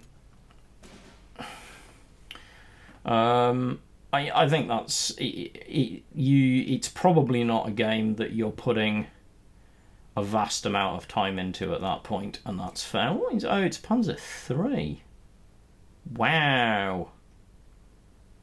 Yeah, Special and Elite is good because you get like 350 gold for Elite Crate, which is a fantastic jump for us next week. So, like, by the time we get to next Tuesday, that's more officer packs that you can buy. So by next Tuesday, we should be able to easily buy 3 or 4 officer packs. The fact that our opponent, by the way, has dropped this early and gotten a buff on it is a thing. We are therefore going to remove it. We're just done. We just don't want to see that. Slowed our tempo, though, which is not something we like on an aggro deck. Obviously, aggro decks live and die on tempo. we really would like to be moving further forward. I'm not seeing a hand that I'm majorly happy about either. I'm not holding many of the tools that I'd want early game, and I'm holding a lot of the tools that I'd want late game.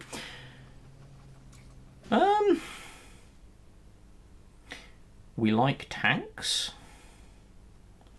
This is thinning, which I'm perfectly happy with. I'm going to do this to slow their access to the front line.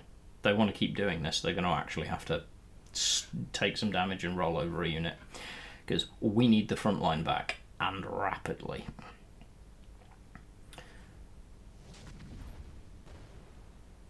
I don't mind you paying 3 credits to Germany with... Okay, Germany, Brit ally? Okay, sure. Queue up a Panzer Grenadier for next turn. This could be interesting. This could be a very tactically interesting game, because I am really not 100% sure what I'm playing against. If anyone else knows what Germany Brit ally usually suggests, let me know. But is this a weird German ramp deck?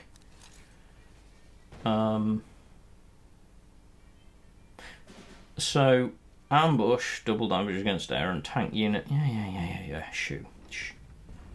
No. Just no. None of that nonsense. Yeah, no. I don't have patience for that nonsense. If you're going to play something like that, by the way, I'm not being offensive to... Sometimes my commentary in my head comes out while I'm playing. No offence meant to my opponent there, but my advice would be, if you're going to play a unit like that, make sure you have a way to cover it.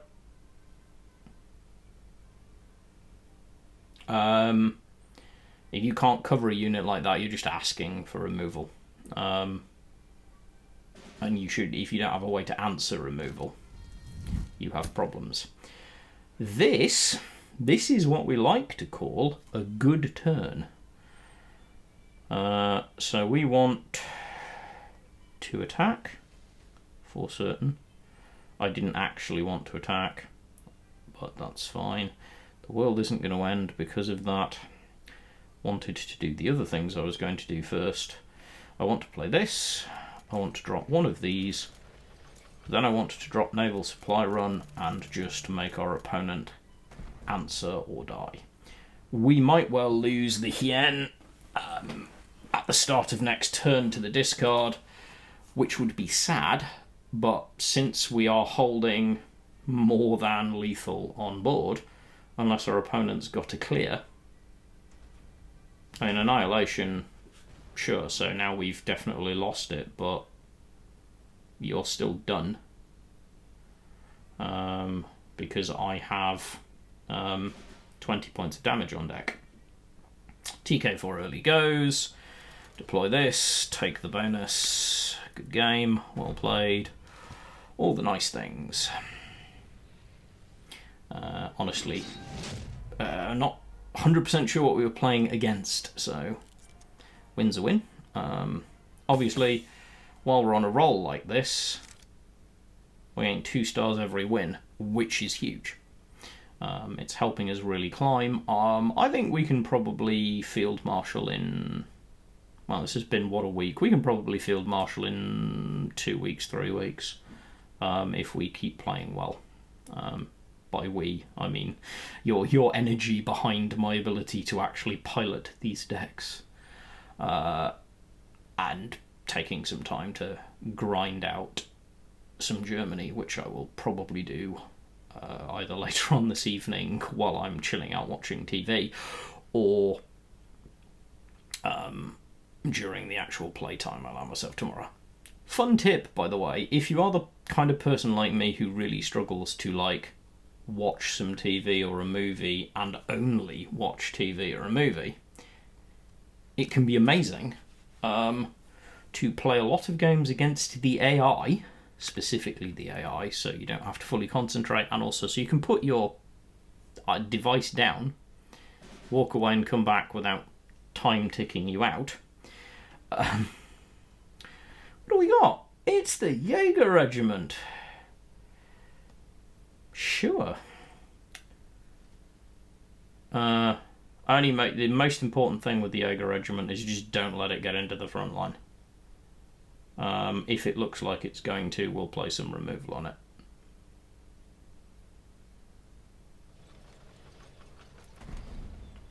Yep, sounds about spot on. Petrichor to my own experiences. I 100% believe that it's doable. Okay, so we have a bit of a problem. This thing is going to get ambush. I'm deploying the Akita regiment.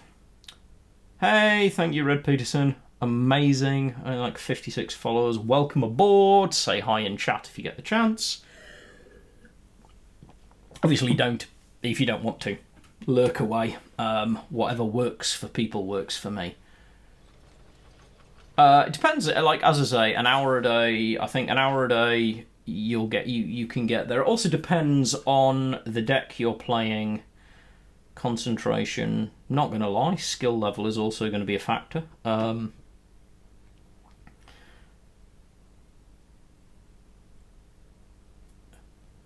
Henry, I wouldn't overly. So it depends on where you're at and what you're playing, but honestly, never get down on yourself about it. Everybody just takes, like, Neil, the guy who introduced me to this game, took a relatively long time to even hit Field Marshal. He'd been playing for quite a while before he introduced the game to me, and until I hit Field Marshal, and he asked me for just some advice about the way I had been playing things. He'd never done it. The benefit of playing the AI is you can't lose stars when trying to grind your lower rank nations. So if you have a nation that you don't feel you can build a really strong deck with, but you know, like, for example, I definitely need... Petrichor makes a fair point too, but I definitely need, for example, to... Sorry, concentrating, we'll get back to you. Need to remove that. Do not like the existence of that.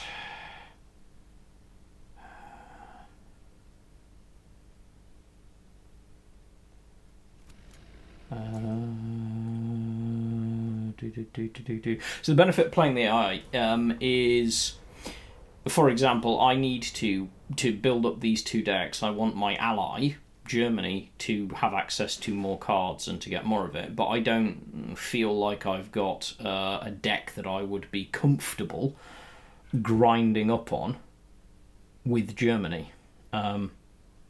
So the benefit for me of playing the AI with that is that I can't lose anything. I can't lose stars. And because I can't lose stars, I can grind to my heart's content without concentrating. The other benefit is 0-second queue time, and you can't rope out if you need to take a break from your turn, because life gets in the way and you haven't always got time to keep playing. Our opponent's asking questions.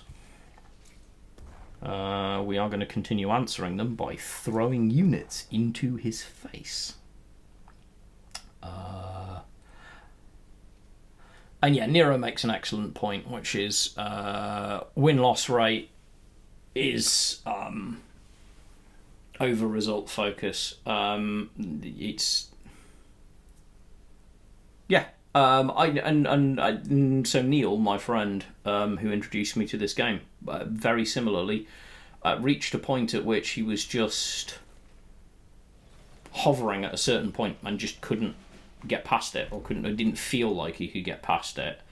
A few deck tweaks, a couple of ideas about different ways to play. Oh, we're going to lose this. Different ways to play the game, and it can be absolutely done. This can't be done. This is really, really strong.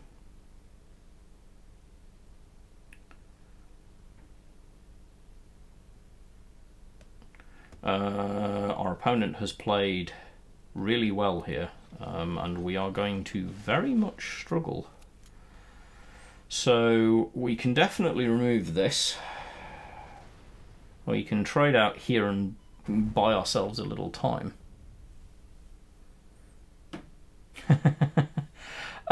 Yeah, I think you'll find there are some cards in here we might not have. I think this will look very similar to a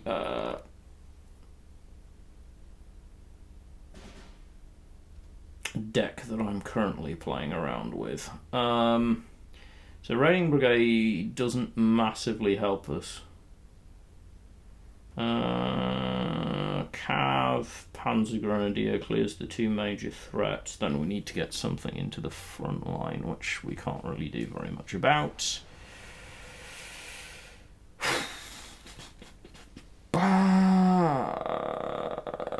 Raiding Brigade has Blitz, but we can't use it yet, so we'll put a 3 unit on it. Yeah, I mean, this is a pretty solid German deck, focusing on just aggression. It's a German aggro deck. This is a really good thing to leverage, if you can get it working. However, we might be about to prove that it's an imperfect choice when you can do some other things. Right. Blink, blink, blink, blink. I certainly hope so, Petrichor. Never give up. I thought we'd lost, but it doesn't mean I stopped concentrating. And now we're going to start asking our opponents some really serious questions. Sendai, we just want tempo. Yokosuka goes forward, Raiding Brigade goes forward, Type 94, and swing! Oh, there we go. See, that always feels good. I like a comeback. Thanks, Petrichor. I'm happy with that one. That played really, really well. Hey, Red, thank you. Welcome aboard. Thank you for the follow. Means the world.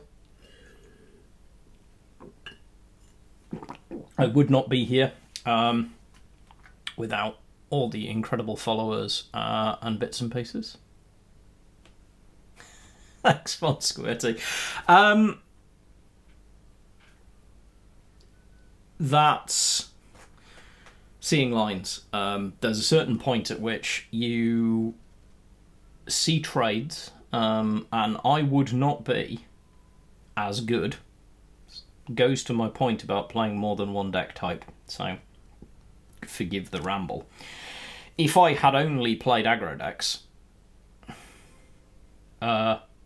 Hey! Hola! Welcome aboard, and thank you, that's a very kind thing to say. I certainly try.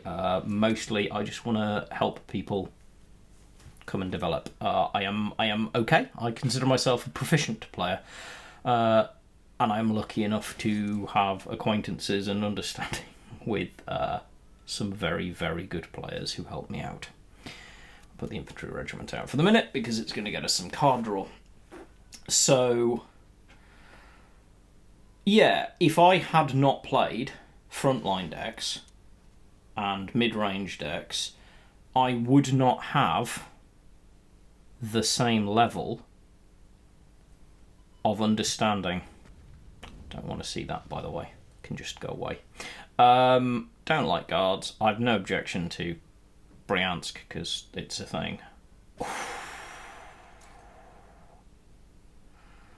But if I had not played some good frontline play, I wouldn't have nearly the level of proficiency that I do to understand trades. And understanding trades is what won me that last game, because I was able to see trades and benefits and watch my opponent's hand size shrinking. It's not just your board position, it's not just your health totals, it's also card access and hand size. Watching our opponent's hand contract and contract and contract because they had no draw, meant that we were in a position to say, yeah, okay, you can do what you're doing, but it isn't going to beat us. Now, I don't want, in any way, shape or form, to actually kill this unit this turn. The reason being, everything that kills the Bryansk takes the damage, takes 3 damage after the Bryansk dies, and I don't want to lose 2 cards to 1. I'd like to keep that to 1 to 1, especially if the Bryansk decides to do it for... So now we're throwing Winter War because our opponent is worried that we're going to get the tempo back. Good sign. At 6, there's not a huge amount we can do.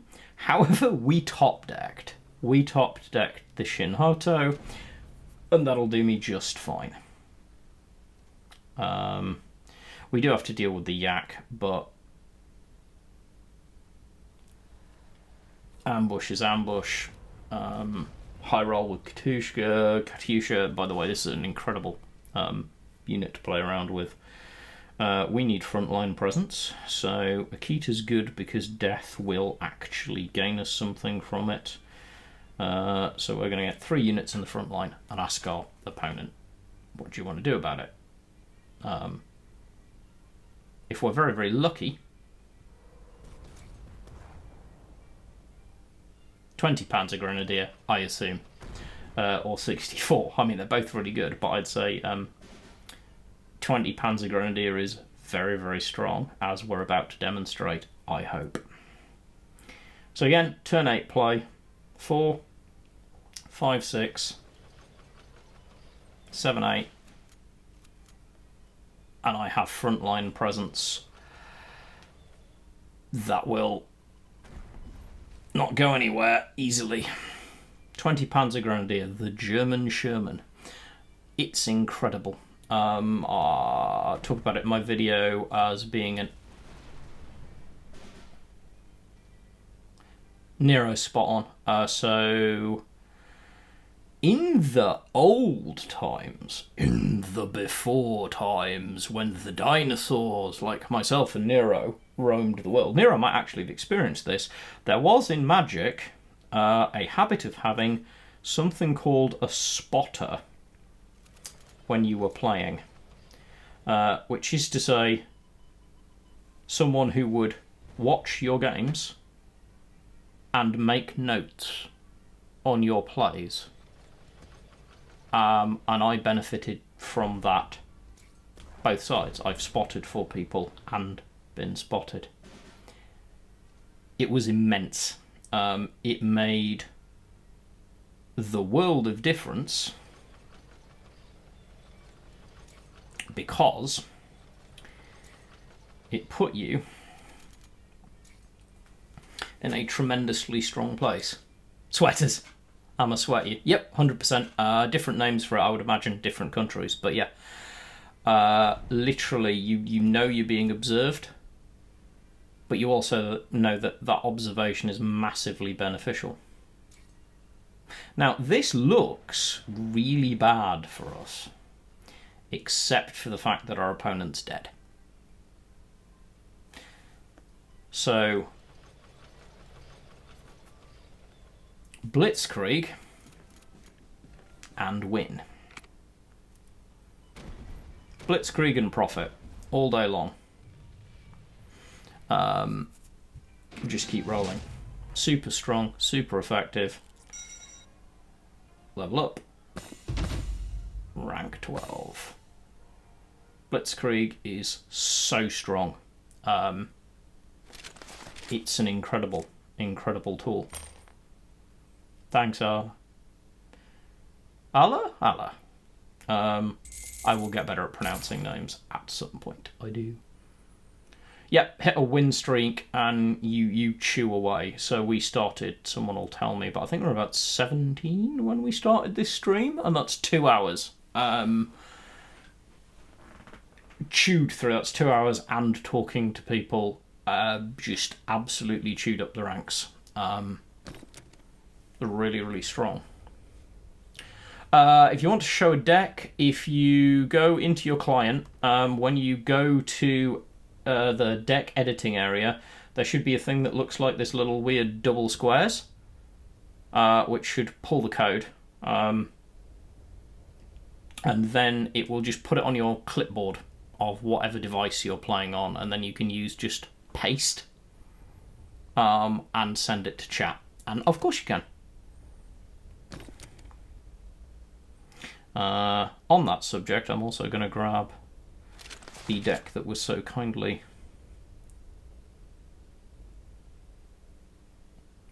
I'll take a look. I haven't. So this is the great thing about people being able to point me at stuff, is I don't always have the time to catch up on all the content that's out there, which is such a good sign, by the way. Most of what I catch on live stream when I'm chatting with people. My actual viewing time tends to be dedicated to other stuff. Germany, Britain. Yeah, I'll have to take a look. It might actually be what we just came at. That's it. So we will pull this deck and we'll see. Are you looking, Ala, for advice? Is it a CA deck, Nero? They are. They can be really good. You want to import it? Yes, we shall import your deck. Let's see what we have. Okay, so it looks like you're playing for... Ooh, Blade of the Samurai. That's a nice card to pick up. Well done. I like that. Really, congratulations on that. So I presume you're playing this as...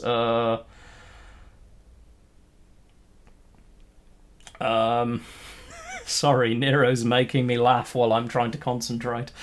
Hey, no problem. I'm copying and pasting decks at 1,000 miles an hour at the minute. I'll take a look at this later as well. So, looking at your deck, it looks like you are playing you're trying to play Japan aggro, which is a really good choice with Germany as an ally. This looks like you're headed in the right direction. Bit of self-promotion. I will. It's my YouTube. I knew I recognised this. I'm looking at this going, I'm sure I see this, aside from the fact that you've added Blade of the Samurai, yeah, you've taken the YouTube deck and you're growing it with... Blade of the Samurai is a good ad. 100%. Yeah. So, I'm so excited that people are using that deck. It's a cracking deck to play. Between that and the frontline deck, you will, I promise you, you'll gain.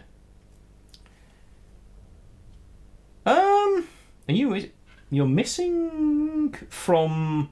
So, when you look at your client, have you currently got your nations...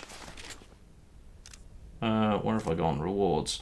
So, have you unlocked all the secondary decks and you're trying to build on towards the final deck, or are you struggling to get the starter deck with missing cards? Because if you're struggling to get the starter deck with missing cards, either you might have joined the game before the last patch when they changed the starter decks, or you might not have all of your nations to level 12 yet. This is the first thing I recommend, and I know Petricor said the same thing in his video. Get all of your nations to level 12. Japan obviously has gone a lot higher, because that will unlock a second deck, which gets you a much bigger card pool to build from. Both of my starter decks should be buildable from that card pool. If they're not, my apologies, and I'll check and see. It's quite hard to keep track because you also unlock cards as you go along and packs, so sometimes you find the bits and pieces. So, let us have a look at this.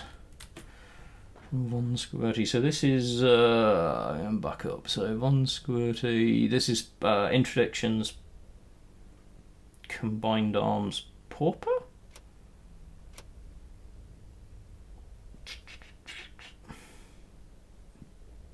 Yeah. So what I can definitely tell you about this Combined Arms deck is it's going to take work to unlock it. I 100% know what this deck is doing. This is not an easy early game deck. This is only in reach when you've built your collection a fair bit, because you're going to have to craft a good chunk of these cards. It's not full pauper, because obviously it's just no elites. However, I can definitely see what this deck's doing, and it will work. This looks like a budget version. I mean, it's only got, what are we looking at? We've got 3 specials?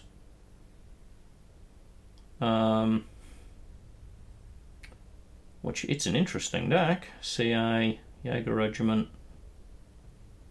You could unlock this pretty quickly playing Germany, I think. You just need a lot of standard unlocks, because obviously things like the swag. I like this because they're adding more deck lists in here for me to go and look at later on. Let's try Nero's Punt. Command C. This, by the way, if you're 1939, this was such a good include. That looks to be the same. It's not got the specials in it, which I get. So what are we looking at? 1, crafting 8, 9, 10, 11, 13, 17 standard crafts to unlock this deck. Not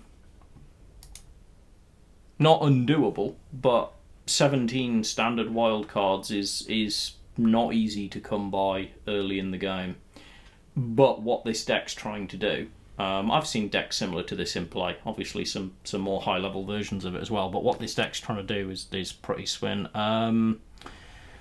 Where's it gone? This is what I'm currently using for German grinding, because I got lucky and cracked open a couple of extra Italy cards in packs, but also because I actually low-key really quite like Italy as an ally. And I love exploiting this card plus this card. Yeah, I'll pop it in chat in a second. Plus this card. Profit. If you play the 1 cost Italian infantry into your board and drop a trop, that trop is instantly a 6/6 air. And you've also activated the Panzer 35T.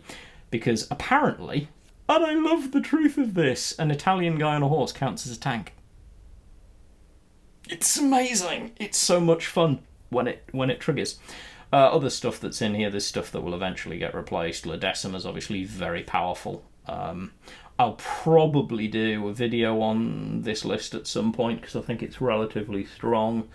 I will probably play some games on this at some point on stream, once I feel a bit more comfortable with it. In the meantime, Bears Creek, let me...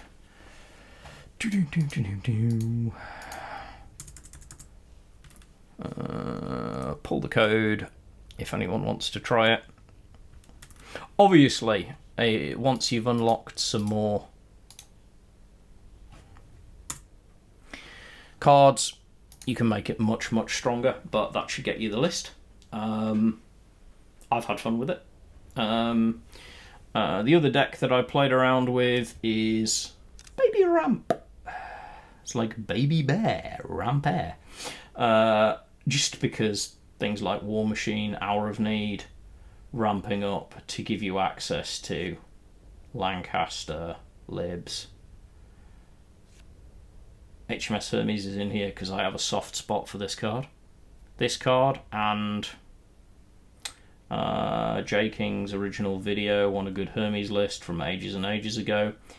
What got me into the rank 3 or 4 before I switched to frontline to make my final push to Field Marshal when I started the game. I played a Brit Bomber Hermes deck and learned a huge amount about tactics and control doing so. This deck just relies on mini control tools and drawing up to be able to very quickly get out big bombers. Only got 1 duress in it at the minute because I only have 1 duress. Definitely a thing to do.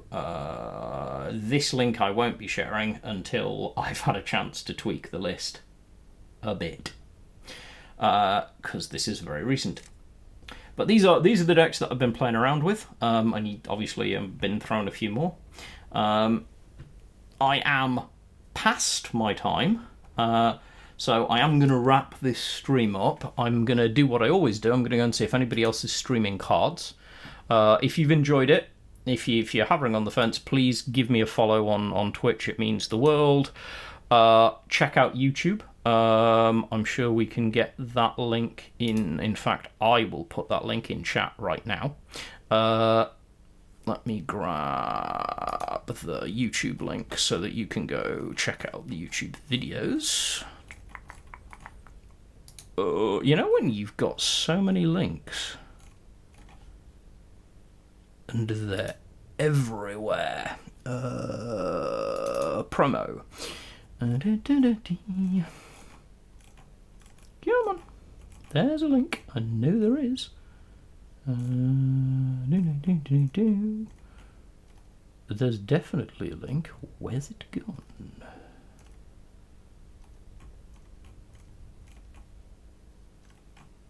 Okay. Search Bear Gardener on YouTube.